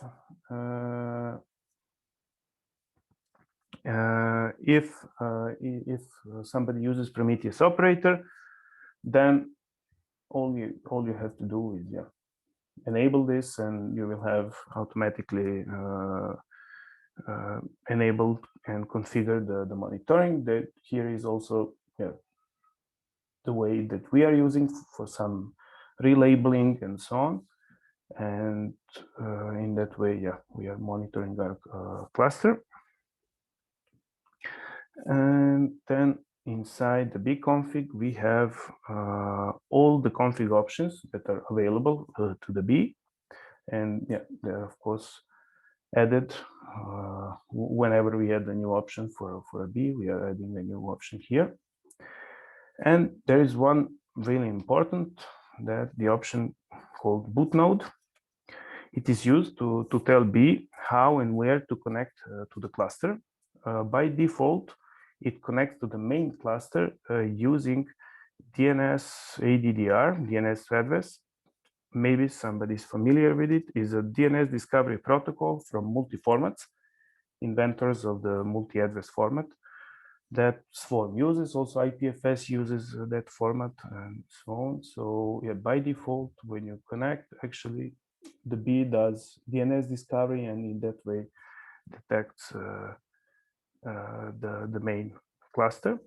You can also specify here the single node, and then that node will connect only to a single node. And for node operators, important options are these three down. libp2p settings. With this, what you have a possibility to actually provide predefined libp2p keys and swarm keys to your nodes. Why is this important? For instance, for swarm keys, you can then easily pre-fund them before everything, and then just load them. And also in this way, because the bee itself will auto-generate keys if you don't provide them, but then they're stored inside the cluster, and you have to manage them somehow, and maybe potentially backup them and put them in some secure place. And yeah, you can see, I think it's readable for the B1, you just put B1 and the key of that, B2, B3, B4, and whatever number of Bs you have.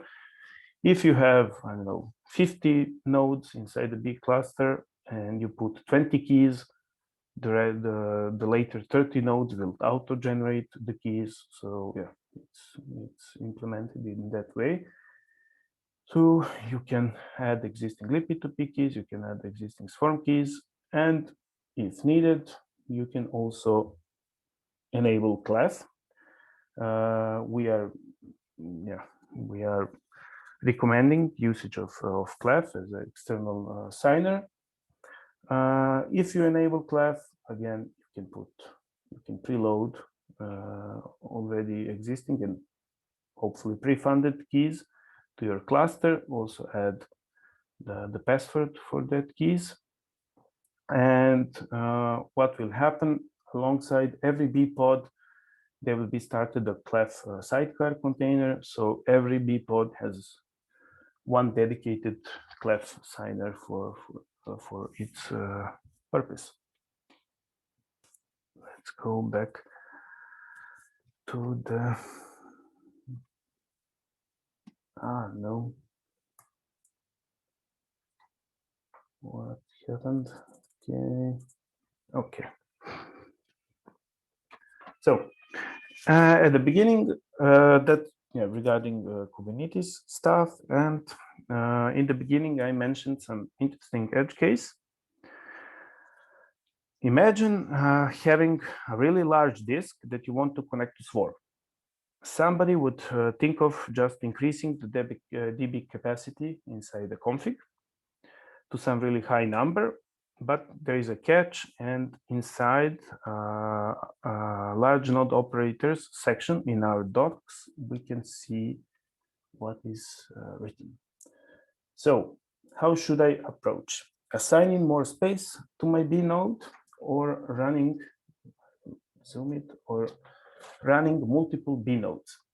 We advise running multiple B nodes, each with default size of the database. To understand why this is, I'm now reading this, but I think this is really important to know. To understand why this is the case, we must understand the level of pickiness of nodes with a large capacity versus to a node with a small capacity. A node with a large capacity has much lower pickiness than a node with smaller capacity. Hence, the node will store chunks that would not have been stored on more picky node. What that means? That means that since your node gets paid by serving chunks upon request, because it stored much more chunks than some more pickier nodes, the less likely that chunks are requested, because most probably they belong to the content that is mostly gone from Swarm. So in the end, the conclusion is it's best to run a node whose pickiness is equal to the average pickiness of the network. What that means? Run your nodes with default DB capacity size, and you are good. You can still run it with 2 terabytes disk, but you will not gain any advantages doing that. And for those that don't want to manage the full cluster, the full Kubernetes cluster, we also provided a way to use Docker Compose, because we are thinking that Docker Compose is the easiest and most reliable way of running multiple bees on a single machine or server. So you have a single machine with a really large disk, then you can use Docker Compose to spin multiple bees inside it. Here is some general notion around how to use the Docker Compose. And in the end, here's the section running multiple B nodes. I will later open the Docker Compose file to show it how it looks, but basically you copy the whole section with clef1 and b1 to copy paste it and then rename it to clef2 b2, and you can literally leave everything else the same except for the host exposed ports. So by default, also Docker Compose exposes ports for using the regular ports 1633, 1634, and for debug 1635. So the B2, you could do whatever you want. Increment on the second digit, increment on the third digit, whatever you, but the only thing it's important to keep those ports unique. And to show it how it looks, this is Docker Compose file. So you literally take this whole section like this, Control C, Control V, and rename all -1 to -2 and change here the ports. Or you can also, if you want, you can also play with environment variables and configure it that way. Add new volumes, and that's it.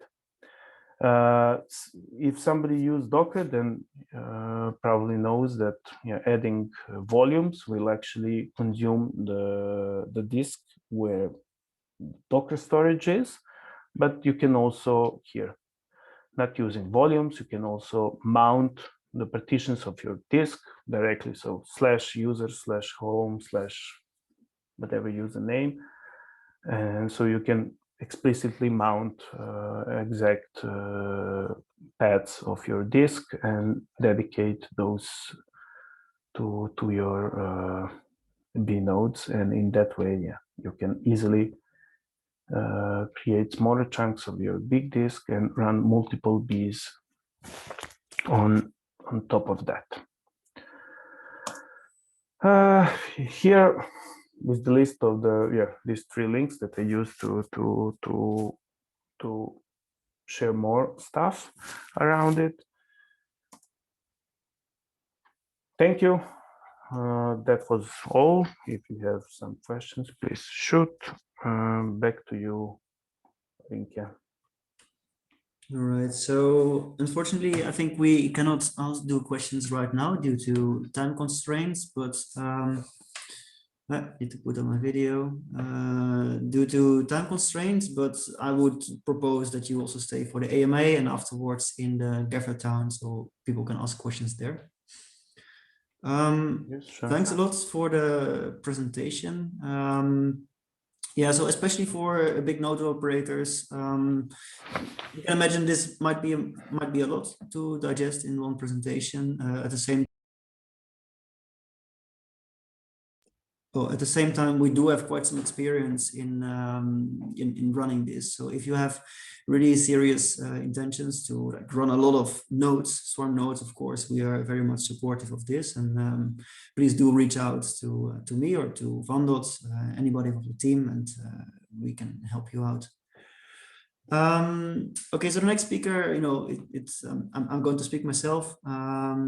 So I'll be talking about actually very simple, how to start the B node, how to get BCC tokens, and how to earn money. Like, what do you need to do if you want to earn money, not as a big node operator, but you just want to run it on your laptop, for example. So I'm going to share my screen, put off my video. Oh, can I do that? Yes. And I'll walk you through. So I don't have permission to share my screen. One participant can share at the same time, it says.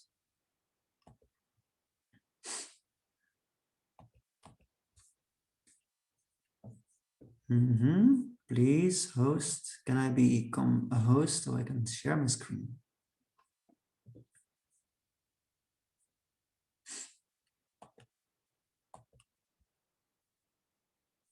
Please link it, try again now. No. All right, so here we are. So for everybody, I have this link, and you can use it to follow along. This is a hands-on workshop. If you don't want to follow on right now. Sorry, Rinke, you're not sharing screen again. Please try to share again. No, I meant to share this. I can share my screen, but I just wanted to give everybody access to the resources. All right, so here we are. I think you can see my screen, and you must see right now a Hackathon file. Is it right? Okay, I think that's right. Okay, so what I'm going to do, I'm going to show you how to run a B node. Afterwards, I will show you, what I just deployed, and I'll be giving a short explainer about the checkbook.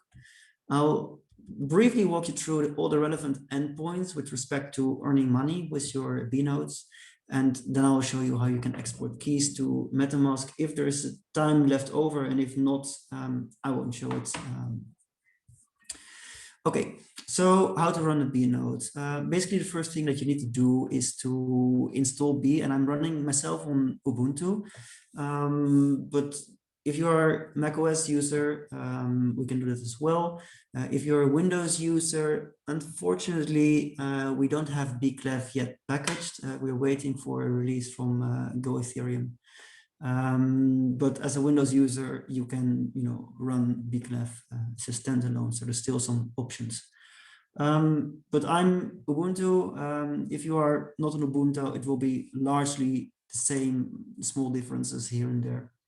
But I hope you can still follow along. Anyways, our documentation is explaining everything for all the systems, so you can also have a look there. Okay, so what I need to do first is to remove the old installations. Well, I did that just before I started the presentation, so I don't need to do that. What I do need to do is I'm making a presentation. Oh. So I'm here, and I'm going to find the latest version of B, and this is annoying. Oh, can I put it there? Yes. Okay. So I'm going to the GitHub where we officially release, and you see that a couple of days ago we released version 0.5. So that's great. Now I can use wget to get these binaries from GitHub. So I do it like this. And now you see here that we have the Debian package of B. Well, we do the same for bclef. Again, here we look at what version bclef is. We see 0.4.7. And we download bclef, you see here 0.4.7, and here as well. So that's the latest version. And I'm also downloading bclef. Yeah, so now we see B and bclef. Okay, so now I need to install both of those because now it's just a Debian package, but I need to install it. I use dpkg for that. So sudo dpkg install bclef. That's what we do.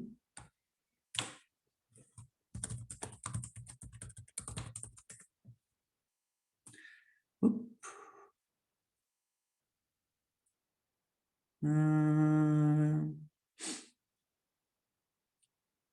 What's happening here? Selecting previously, preparing to unpack bclef exit. I had this error a couple of days ago. What was my solution for that?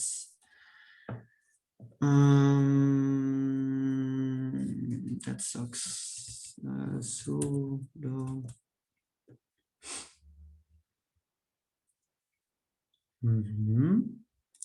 Okay, I know how to resolve that error, but I think it's better if I briefly give the microphone to Edu, who is also supposed to be here from DevNode, and maybe Edu, you can help me out by doing your presentation right now, and then I come back afterwards and I make sure that this error is resolved on my computer. I know there's something with users who need to remove and add. I didn't do the clean remove of my previous installation. That's why. Edu, are you here? Yeah. Hello. Okay. Are you ready to, help me out?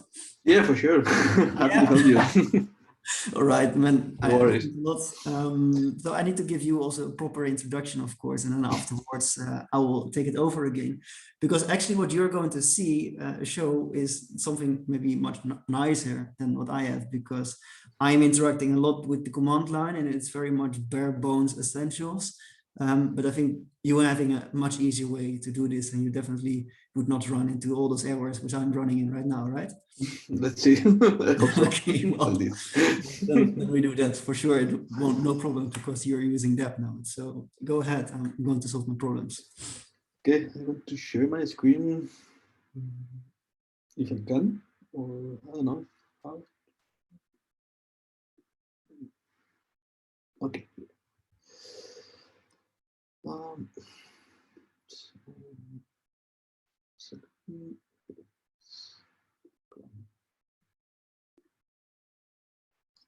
Okay. Anyways, that now you can see my screen. First of all, I'm very, very happy to be here today. It's amazing what is happening around Swarm. I'm so proud to see this baby grow at the same time that DAppNode. It's amazing, and all the things that are happening is really incredible. Today I want to talk about how to run a node, a P with DAppNode, and why is this a way to do that. It's fun because I try to make a different presentation today. Try to switch my message, but the thing that I discovered is that we are yet in the same situation, and we need to find ways to change the current economic model, and that is the purpose of SRAM and the purpose of B. The thing is, as you know, the user, when they use an application, they believe that they are using free application, and that is not true at all. We know that the app developers are taking the data of the user and they are selling to the cloud providers and also the advertisers and the brokers. And we truly believe this model is broken. We need to try to figure out how to change that. And that is why the data is so important in our current world, because they are taking that from us with our concerns sometimes, and they are making a business model on top of that. And that is not the good way to go. A lot of you have, at the beginning, when we read these news in the news, we have been in shock for a while, but now these news are quite common in our society, in the data leaks, privacy leaks, and even password leaks, personal data exposed, like Ledger or other well-known problems with the data it's starting to become usual in our society. And And we need to, at the end, the purpose of DAppNode and the purpose of Swarm is to try to create something, propose something that takes this data, this privacy from the cloud provider and these services to us again. So the thing is, in Web 2, how we started is the model that I just showed you, how the users are getting free applications in exchange of their data. And so that is why we started to create decentralized applications. At the end, we want to switch this value from one side to the other one. And then is when we start using this decentralized technologies, when Ethereum and other blockchains start to happen to try to switch this. But the thing is, how it's going is the reality is that it's the same that in the previous model, because at the end we are taking websites from Google Public DNS that are stored in AWS, and we are accessing to this content using MetaMask and Fura. These are very good services, but we need to realize that we are committing the same mistakes that before.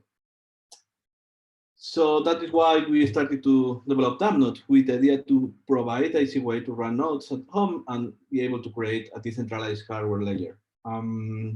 The thing is, after 3 years working on this project, we have discovered that it's very, very hard to make that happen, that having people running nodes is not easy, and it takes a lot of effort, even if we are trying to propose a one-click solution. That is why we are starting to figure out how we can improve that, how we can put more value on node operators, since running a node has a lot of value, even if you are not getting, it's something that has value. And that is why solutions like B, in which you can get your token and you have an incentive-based way to provide that service, is so critical to make this happen. At the end, if we want to create this new world, a decentralized world, we need to have the help of everyone and incentivize all the actors on that system. So the idea is just that, to switch the value that we previously give to the cloud providers to us again. And then we can have this new ecosystem in which we have a circular economy to provide this this value to the users and also the node operators. At the end, from the point of view of DAppNode, we want to create a kind of ecosystem around that. It's like we want to keep this value in our hands, and our hands is all of the community that's making that happen.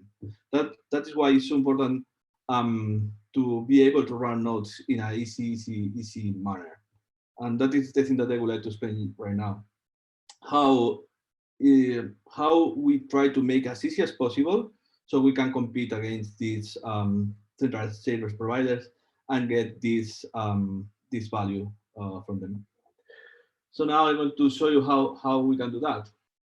Sorry for this introduction, but I mean, thing is so fast to run the node. I need to make something to present it. And this is a cool thing that with the idea of DAppNode behind, we managed to run nodes in a one click or several clicks, but not too much. And even people without a lot of technical knowledge can do it. The thing that you can see right now in my screen is the DAppNode UI. And I'm going to make a small tour around that. Here we have the dashboard in which you can see all the things that you are running on the node. As you can see, I am running several chains and several things at the same time. Then we have the device section in which you can give access to other people. The idea behind DAppNode is obviously we cannot expect that all the people are running this, but at least you expect to have one of those at any home. If we want to create this idea of decentralized world computer, then we need to at least try to have one of these or something like that ideally in every home. Our intention is to try to present DAppNode as the router of your house. So that means it's like your gateway to a decentralized world. this device is expected to run all the chains that you want and all these provide these services in the central panel to get that value to you. So that is why we have the devices, so you can share the access to your nodes to your family and friends. So you can, with one node operator, you can give access to several people at the same time. Then we have the dApp store. Mainly, the idea behind of this is quite similar to a mobile phone. It's a place in which you can install several applications on your dApp node, where you can start to synchronize several blockchains and also several applications. And for that, we create a truly centralized marketplace. The idea is that we have an Aragon smart contract on chain in which we publish the hash of an image. That means that every time that you download, you are directly downloading in a decentralized manner. Next, we have here the packages that I am running right now. System, when you can get more details about your current status. One thing, for example, in the last version that we added is a notification, so you can configure Telegram to get some notification from your node. And yeah, finally, the SDK. At the end, we want to have as much as possible application running on that node. So that is why we open this SDK, so anyone can develop a package and upload it. And then it's time to see how it looks like to run a node on that node. And in this case, I'm going to run a P node here. So mainly, we published the last version yesterday, and now, as you can see, we are running the 5.0 version. So the thing is, if you want to run on your tablet, you only need to click install. And now in the last version, we also added a new features. Well, here I can write a password. Now you can select the capacity of your B node, also welcome message, and even the storage. So that means that if you have a USB hard drive or a stick, then you can plug it, and that is automatically going to detect it, and you can select that to store your chain, your B data. And after just a small configuration, like a typical application in a mobile phone, everything is starting to happen. The download automatically download this image and install it on your system automatically. So now, as you can see, we have the node running with just a few clicks. So yeah, if I go to logs, I'm going to see how it started.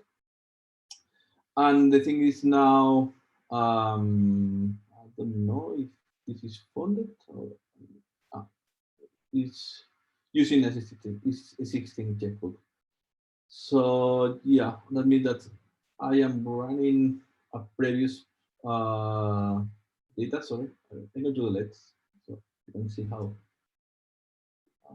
Check it. Okay. Yeah, I am using previous data. So that is why I'm going to remove it, and I'm going to select another place to store it. So I can show you how you need to fund at the beginning the B node.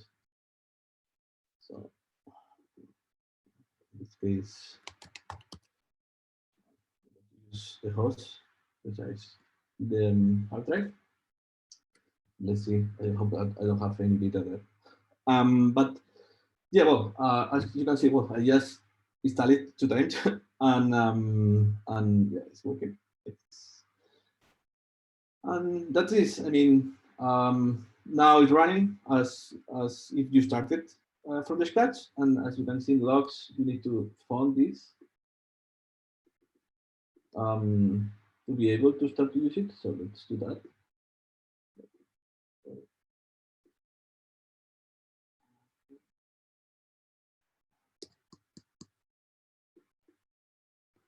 So let's go to the website.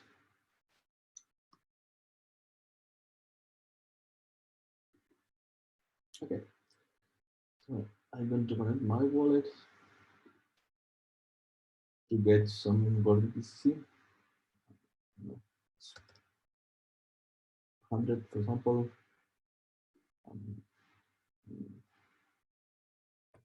You need to press the get GETH button as well. What's sorry? Left corner down. Left down And corner. I mean, I have curly ETH. If that is, Awesome. Also, yeah. All right. Yeah, no worries. I mean, I have a lot of, to be honest. Yeah, let's see. But we estimate it down.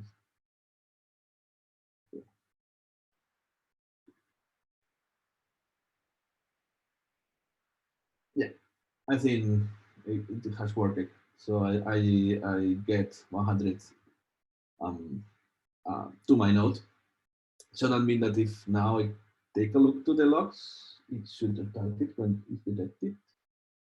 And in the middle time, I'm going to show you one of the coolest thing that we added to that node is that when you have a node that has Grafana integration, that means that at the moment that you install it, you get the metrics on your system. This is really cool because we can configure specific data for specific applications like this one. Oh, sorry, yeah. To get, well, we have the dashboard here, but to start to getting some metrics, we need to wait until the node is started, and for that we need the transaction to happen. So actually, you do need to press the get GETH button because your node needs both BCC and Ethereum because you need to deploy the checkbook. This one? Yeah. Ah, okay, well, I can, yeah, okay, I couldn't even send it directly, sorry. That's true. Okay, let's see.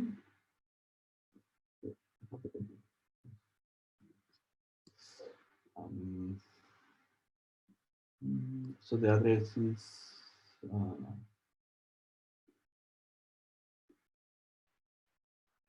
okay.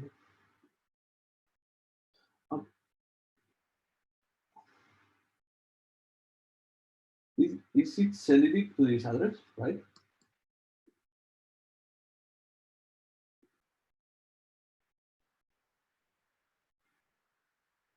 Maybe I did something wrong. I mean, this is recycled, right? You're having BCC. You're right now waiting for ETH on that address. Oh, okay. Yeah. Okay, perfect. We did that via the faucets. You know, I can send it also directly. send it via MetaMask. It doesn't really matter. I can send it directly, yes, to go faster.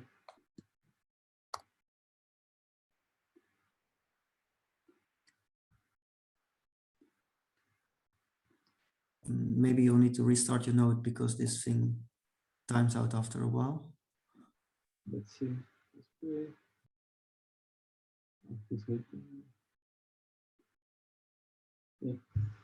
Blockchain is not always fast as we expect.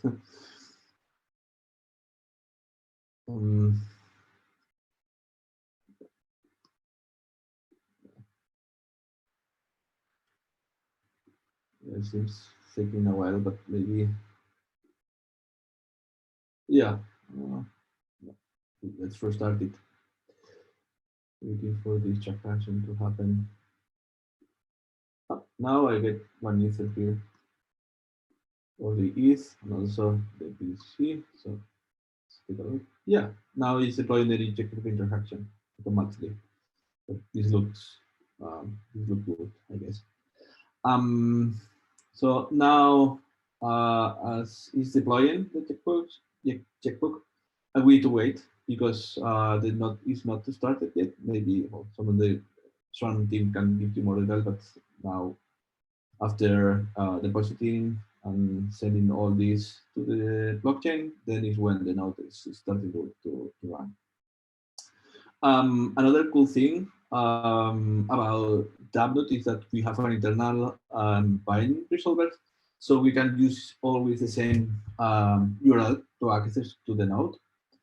And for example, in the case of B, you only need to use b.dapnode and the port for start to using. As you can see right now, the node started. This is the API address and also the API address, and everything is starting to happen. Just to, I don't know, I'm not showing my console, but I mean, if you want to load the file, you need to use the curl instruction that you get from the Swarm documentation, and you can start to use your node right now. I guess that, as you can see, I started to get in some information related to the node, the number of connection, uptime, version. And if you started to submit your files and start to query some files, then you are going to see how this dashboard is starting to populate. And yeah, mainly that is the thing that I would like to show you, how easy it is to run nodes in DAPNode, and how it's so important, how we need to incentivize people to be part of this movement. At the end, with these decentralized technologies, we are, I guess that we are trying to do that, to make a movement in the right direction, because we detect that the wall on the data needs to change in this direction. So yeah, mainly this. Thank you for giving me this time. All right, Edu. Well, thanks a lot for both the presentation and also for helping me out. I think it's actually, you know, a great sales pitch for you, right? Like, after I cannot install it on my terminal, you can go home and it's like this, right? That's the whole idea of DAPNode, no? Yeah, exactly. Yeah, it's important to mention that, well, DAPNode is an open source software that anyone can download directly from our site and install it in their hardware. We also support ARM devices, so if you want to run in Raspberry Pi, you can do it, and also Intel NUC or servers, or any place. That is the idea, to make it as easy as possible to run nodes. Okay, cool. Well, thanks a lot. I see some questions in the chat, but let's also do those in the Q&A, or you can just answer them in the chat. Because we're almost at the end of today, and I would like to show what I plan to show. So thanks a lot, Edu. We love your support and for you being part of this, and we definitely see many users using DAPNode and running B, so we're very happy with that, of course. Thank you. So we just start again. Here's the HackMD for everybody. I put off my camera. I'm going to share my screen. I know what went wrong. I wrote it down here as well. So what went wrong is, if you do this purge deletes of your old installations, it matters what order you do it. So if you do one before the other, then the user groups doesn't get deleted in a proper way. So if you want to be 100% sure, if you're going to do a live demo, you should ensure that the bclef user is removed. And if you want to do that, you should run this one. And that was not the case for me before. Now it is removed, so we can continue again with installing bclef, and it should all work right now. Okay, so we can verify whether that is working. I'll do it by copying this. Yeah. Okay, so we have bclef running, and just for you to give a bit of a understanding, what is bclef? bclef is basically the key manager of B. Clef is a key manager which is used in the Ethereum ecosystem. It's not something that we built ourselves. bclef is basically a specific configuration of using clef, and the advantage of that is compared to when we would have our own in-house key management, is that clef is really a standalone process. So your keys, of course, are going to hold value, BCC tokens and ETH tokens, and you don't want the secrets, those keys, to be exposed to the whole B process. There will be a huge security risk. That's why bclef is managing the keys, and bclef is accepting, is sending out signatures to the B client, and the B client can use those signatures to actually use those keys, but doesn't have access to the keys in plain text, which it would have without the key manager. So I advise everybody to run with bclef, especially if your keys are going to hold real value. Okay, so bclef is running. Now I need to install B, and I can do that with this one. All right, so I installed B, and now I'm also going to check whether B is actually running, and I can do it in the same way. And I will. Oh, okay, now it's starting. Yeah, I can figure out whether it actually did start. And I see something red here, and if I read a bit more, it says error, so it's not running. So what I'm going to do, I'm going to inspect why is it not running. This is all scheduled. I'm also aware of that. So journal CTL, just reading the logs, and what am I going to read? Okay, could not get chain ID from Ethereum backend. So that's the problem. In our next release, this will be easier. You won't have to do this anymore. But right now we need to set the swap endpoint from some kind of local host. Right now, the B process is assuming that I'm running my own Ethereum node on my computer. I'm not doing that, so I'm using a public endpoint provided by Slowkit. So I'm opening a configuration file of B. And by the way, if you want to change anything in the configuration, you can do it with this. So this is my configuration file. What I need to do, I need to find this particular configuration. I open it and I'm setting it to this one.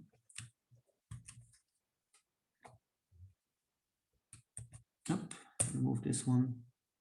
So now my swap endpoint is set to the girly endpoint, and I can save this. Close the terminal, and I can inspect if it is working now. So do that again, open the logs, and yeah, so what I'm seeing right now is that I need to get ethers. So the same as Eduardo before, we need to go to the bazaar, interact with the wonderful bonding curve with Veronique explained. I copy this, I connect my MetaMask wallet. I am getting girly ETH, and I'm purchasing girly BTCs. Can do it like this, exchanging, saying yes on MetaMask, and I can actually close this right now because it is going to work. We just need to wait a bit.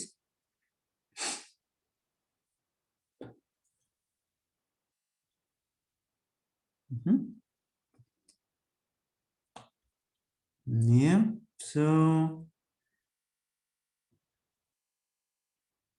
yeah, this will continue. Do it like this, but the node is booting up as we've seen with Eduardo, and soon it will deploy the checkbook. Another way how I can validate whether my node is running is by calling to localhost 1635. Oh, it's not running. Okay.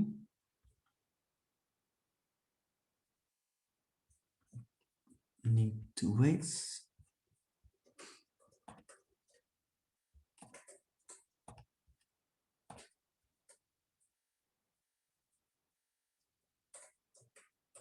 Give the girly even girly BTC. Yeah. So it seems to me that the tool to fund the overlay address with the get girly ETH might not be working. So I'm going to do that manually, as Eduardo did that as well.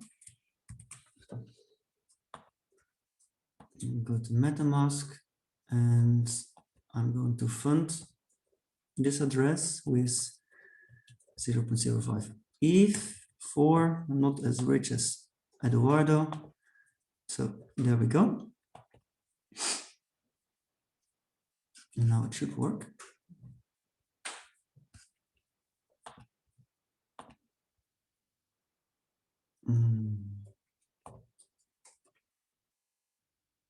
Yeah.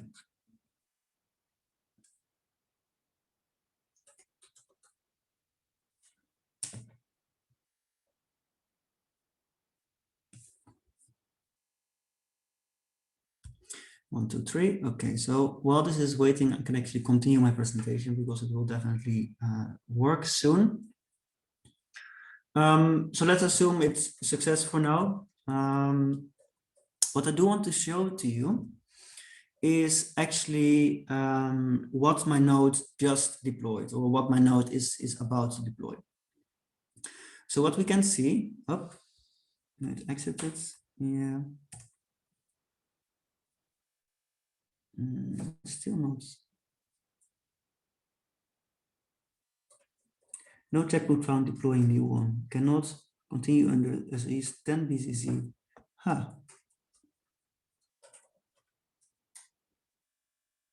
No checkbook found deploying new one.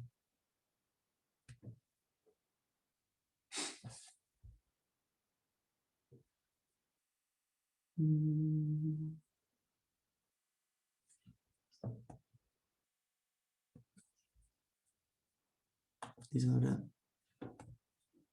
demo gods messing with my presentation.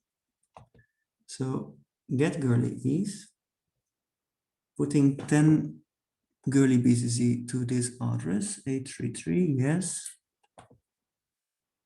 And I'm exchanging it. Let's see. Just do that one more time. And I can also actually go to girly.everscan.io/addresses/ this one. Oh, no, not this one. And this is my address.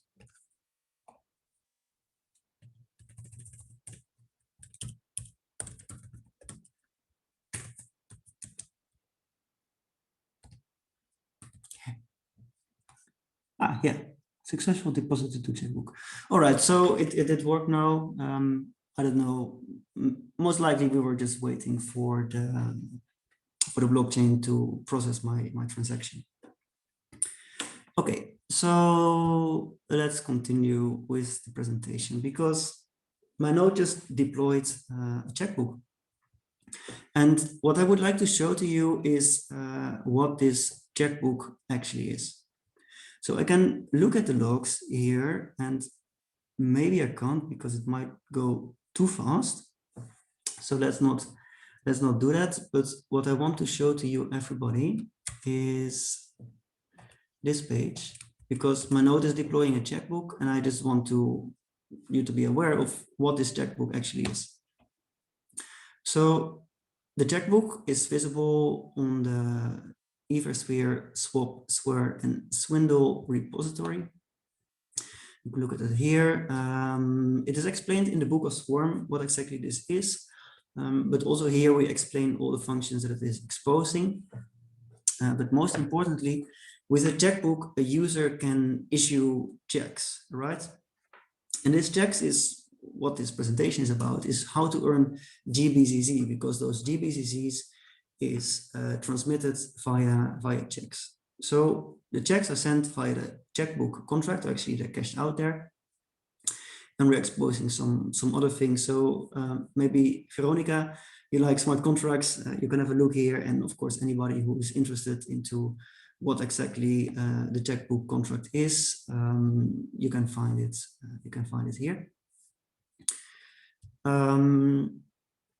So I will continue with my explanation, which is, okay, so now the first part of my presentation is done, is how to run a B node. Right now it's all running and buzzing, so that's fine. It continues running in the background. If I call now to local host 1635, you will see, 633. Yeah, you see Ethereum Swarm B. So I might need to enable my debug API endpoint. See, 1634. Okay, so I need to change one more value in the configuration. Well, we can do that here. Debug API enable. Yes. So see, this is like live demo, but I think it's also not just something happening, which is not interesting for you, because this to you, it shows like real debugging process happening at the spot.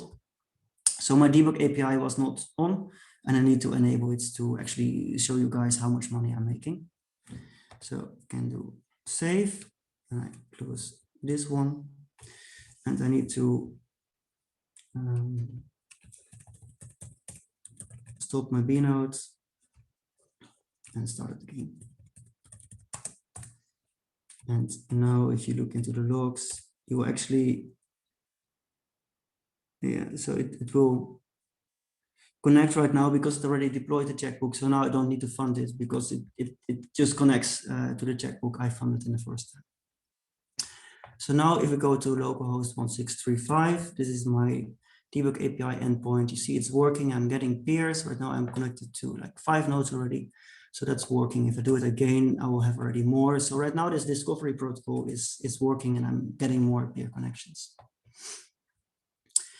Okay, so about earning money, right? So my B node is starting, and right now you're like, okay, how am I making money? Well, it's actually very simple, because just by running your B node, you're participating in helping other nodes to find their data. So that means that if there is something happening on the network, like somebody downloading or uploading something, it's quite likely that those people will actually ask my nodes to help them. So to earn money, I really don't have to do much more than just have it running. Myself, I'm always running bnode just in the background. It doesn't cost a lot of processing power, not a lot of bandwidth. So I would definitely advise everybody just to run a bnode on the laptop, on their laptop, or a couple of them. Even it's yeah. Once you have it running, it's easy. But I, of course, like to verify that I'm actually making money. And I can do this by calling into the balances endpoint. This is the documentation. You can have a look at that, but we won't do that right now. I'm just going to right away show you the balances endpoint and see if I already made some money while we are having this presentation.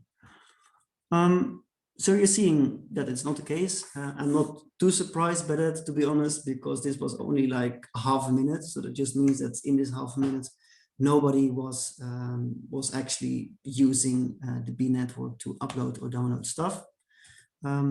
Still not, but you know, that's fine. If I let my node running for a couple of days, especially now with a hackathon going on, I'm sure I will have some balance. So the balances endpoint is very important, but the balances endpoint is not yet the actual money that you're making, because if you're looking at the actual money that you're making, you need to, in the end, receive checks, and those checks you can present to the smart contract of your peer, and this checks is like the real money. So the balances, I explained it in the previous presentation of me as well, is like something in between. It's like a promise to pay in the end. But if a node goes offline and I'll never see him again, I basically lose this balance. But when I get a check, this is like real money, because I can use it to the smart contract of my peer to actually get this money out. Now, since I didn't have any balances, I'm also not thinking, no, I definitely won't have a check. But if you are running your node already for some time, you can verify what checks you have at this endpoint.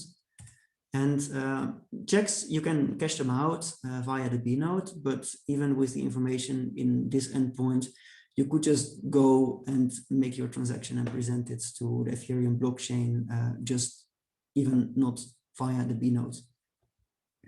Yeah, okay, so with checks, you can look it up here.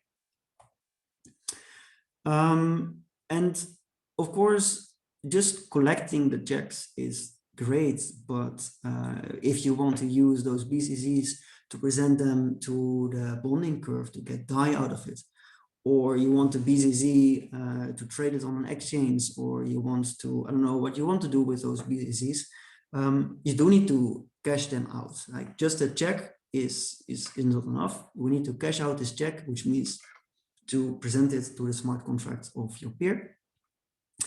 I also can't demo that right now because I'm not having any checks, but basically what you do is you call to localhost 1635, so that's a debug API endpoint, checkbook/cashout, and then you put the peer ID.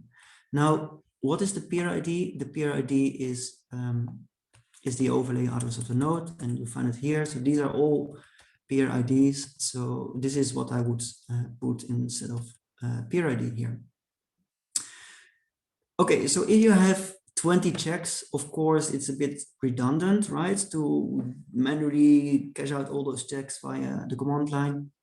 That's why we have a cache out script. But this cache out script is really, you know, it's just to have out something to make it a bit easier for you to manage this. But we also envision that in the future, people as well as like dAppNode or Avado, or I'm sure maybe even a hackathon, we can make something that's, that just works a bit nicer. But for the time being, you can find this cache out script by going to our documentation, whoop, with an H in front of it, and you go to the end. And you find the section on managing uncached checks, and here it will instruct you to download this script to make it an executable, and to to cache out your checks with this one. It's really important to cache out your checks, because basically if you would hold on to uncached checks, that is a credit risk. So do cache out all your checks if they are really valuable.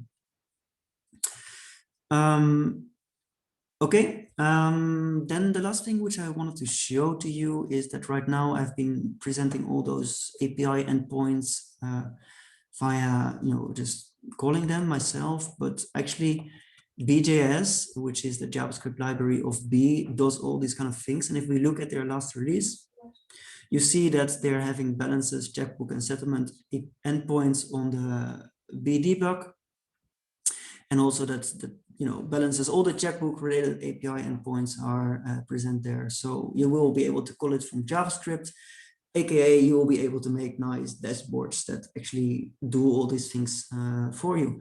And I think personally that will be a great hackathon project if you want to hack something together in 1 or 2 days.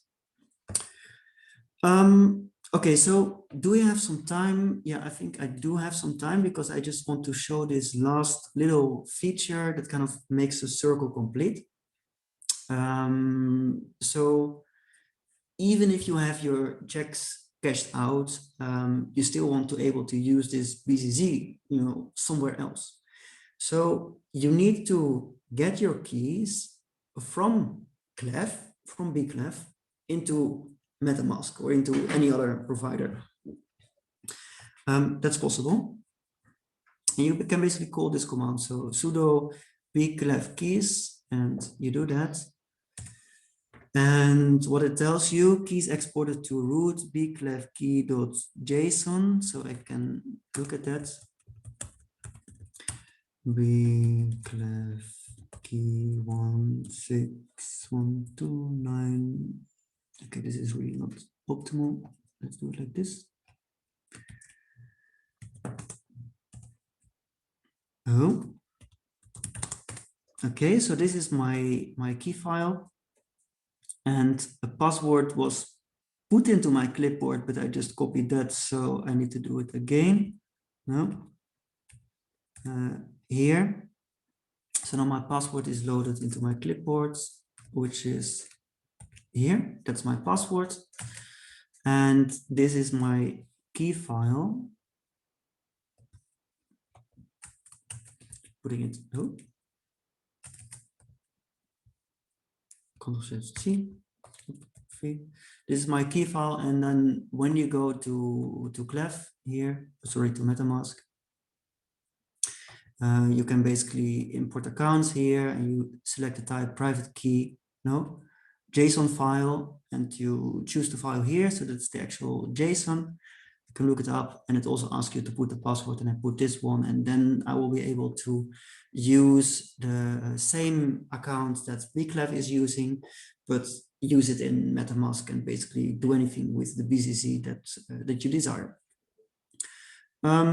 So that was my presentation. I hope it was useful for people to understand kind of like how am I validating how much BCC I'm earning and what endpoints are important, also to how to start your node. Thank you. And if there are any questions, I have been already seeing quite a lot of questions in the Telegram group, but I'm happy to answer them. And also the experience of using up B right now with the new bazaar and everything, it's still a bit, you know, things which we need to work out, but already over the last week, there has been improvements there, and I'm sure we'll be improving over the weeks to come. So that's it. And I think we can go to the AMA.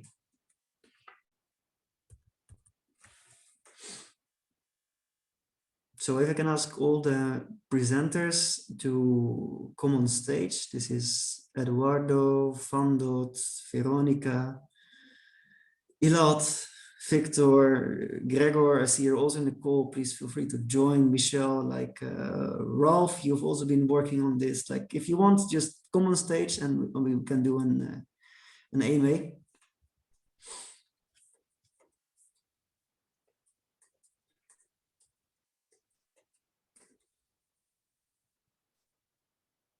Yeah. Okay, guys, so the concept of the AMA is to ask questions. If there are no questions, that's also fine. Then we can call it a day.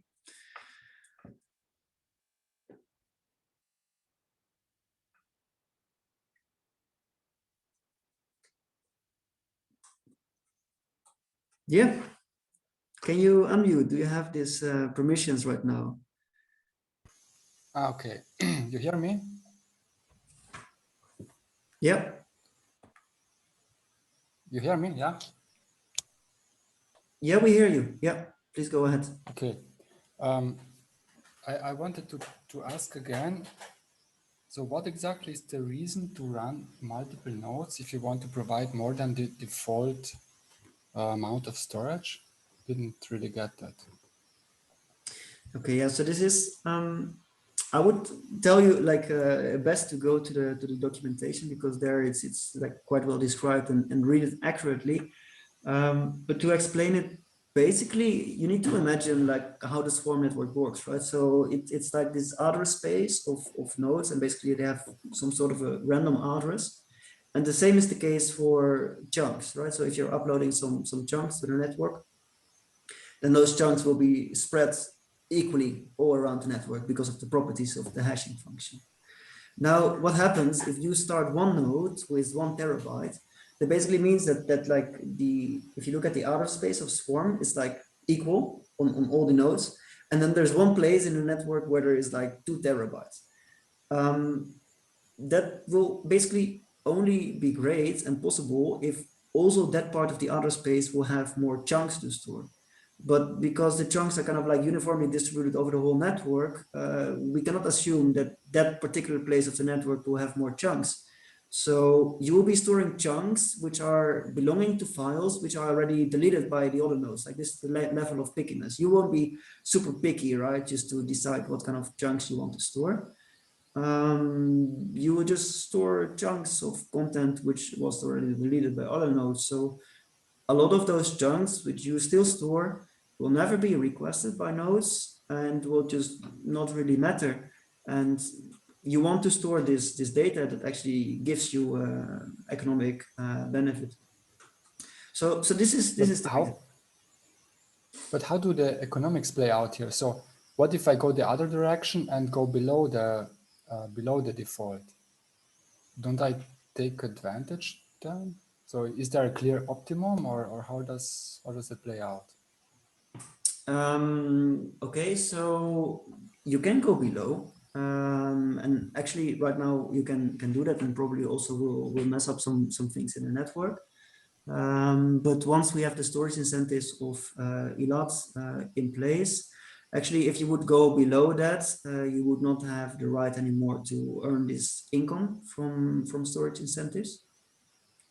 So this is basically a shelling point, right? Like it's a shelling point because everybody has that, so you don't have any advantage of doing more, and there's also no advantage of doing less because then you will also earn less income than you potentially can. Okay, that makes sense. Yeah, thank Yeah. you. Yeah, because you need to store the same chunks as your neighborhood is storing to actually have the right to earn income from the chunks. That's from the storage incentives. But also for purely the bandwidth incentives, it's basically like if you store chunks that doesn't belong to any content, it will never be requested. So you're not making any money on that. But how about the overhead? Because if I have enough storage to run, let's say 10, 20 or more B instances, that would also mean that the TCP connections get duplicated. Is that manageable, that overhead on a single machine? Okay, so right now we have this default of I think like 25 gigabytes or something like this. But it will be possible eventually that the network as a whole decides to move this target of what is required to run a B node. So whereas right now it's 25 gigabytes and we have no way of changing that because the storage incentives are not applied basically. Afterwards, the nodes will be able to get consensus on changing the price, and changing the price basically is equivalent also to setting the allowance of disk space up and down. But now you're entering like research territory. If you really love to talk deeply about this, maybe I'm happy. It will take like some time to explain it, but yeah. I wanted to add on this a little bit. So if you have too much, so more than the consensual storage per node, which the network somehow arrived at, so which is, let's say, this 20 gigabytes. So you cannot earn more. And if you have less, then density proofs are supposed to mitigate the fact that you cannot basically free ride and earn without offering storage space, and we will enforce this with density proofs. So that's. But Elat, Rinke here, one question from my side. Are there maybe different strategies? What if I, as a node operator, say I want to focus on maximizing earnings from swap? Then my interest is to cache as many chunks as possible and be the fastest as delivery. Would that make sense? So I think that in the future we will be seeing all sorts of node taxonomies evolving, and so that we will be able to see different types of nodes, and like just in the same way that Web 2 has evolved to that it has all sorts of kind of contraptions made in order to optimize on certain properties of your user experience. So you have CDNs and you have data lakes and all sorts of different kind of solutions which are tailored and geared towards basically serving very specific needs of users and of also service providers. So I do expect that in the future we will be seeing the evolution of swarm nodes and node types to the extent that different node types will be allowed, and that they will be basically optimized for different purposes and for different hardware maybe requirements and so on. So yeah, that's completely right, Elad. Indeed, and this is also like one of the complex things of basically developing Swarm or developing any net node that is part of a peer-to-peer network, which is that we cannot make any assumptions on how the node on the other side of the line will behave, right? Like if your node is working with 25 gigabytes. Okay, we need to work with you. If your node is working with 1 gigabyte, we still need to be able to work with you. Even if your node is not storing any data, we must be able to detect that and to work with you. Like, and what Elad says is very much true. In the future, especially once the economic incentives are there, people will tweak with their nodes in order to maximize the revenue, in order to maximize swap bandwidth, in order to maximize storage incentives bandwidth, and there's no way how we can stop that. What the incentives do is basically to ensure that any individually, motivated behavior is also in line with the general goal of the network.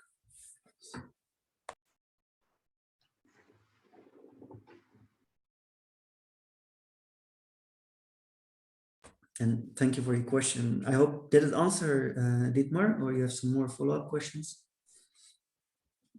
Okay, good.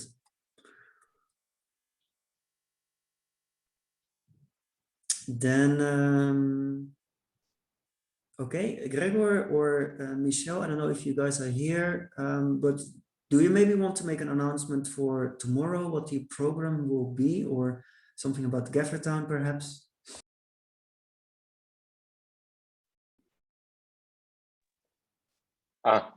Yes. I couldn't unmute myself, so I was solving this. Yes, we every day we continue with Gathertown. So everybody is welcome there to join. Also, if anybody wants to install Raspberry B on a Raspberry Pi Zero, ping me there. We can do that. Tomorrow, I actually don't have it in my head exactly what the program is, but we can have a quick look.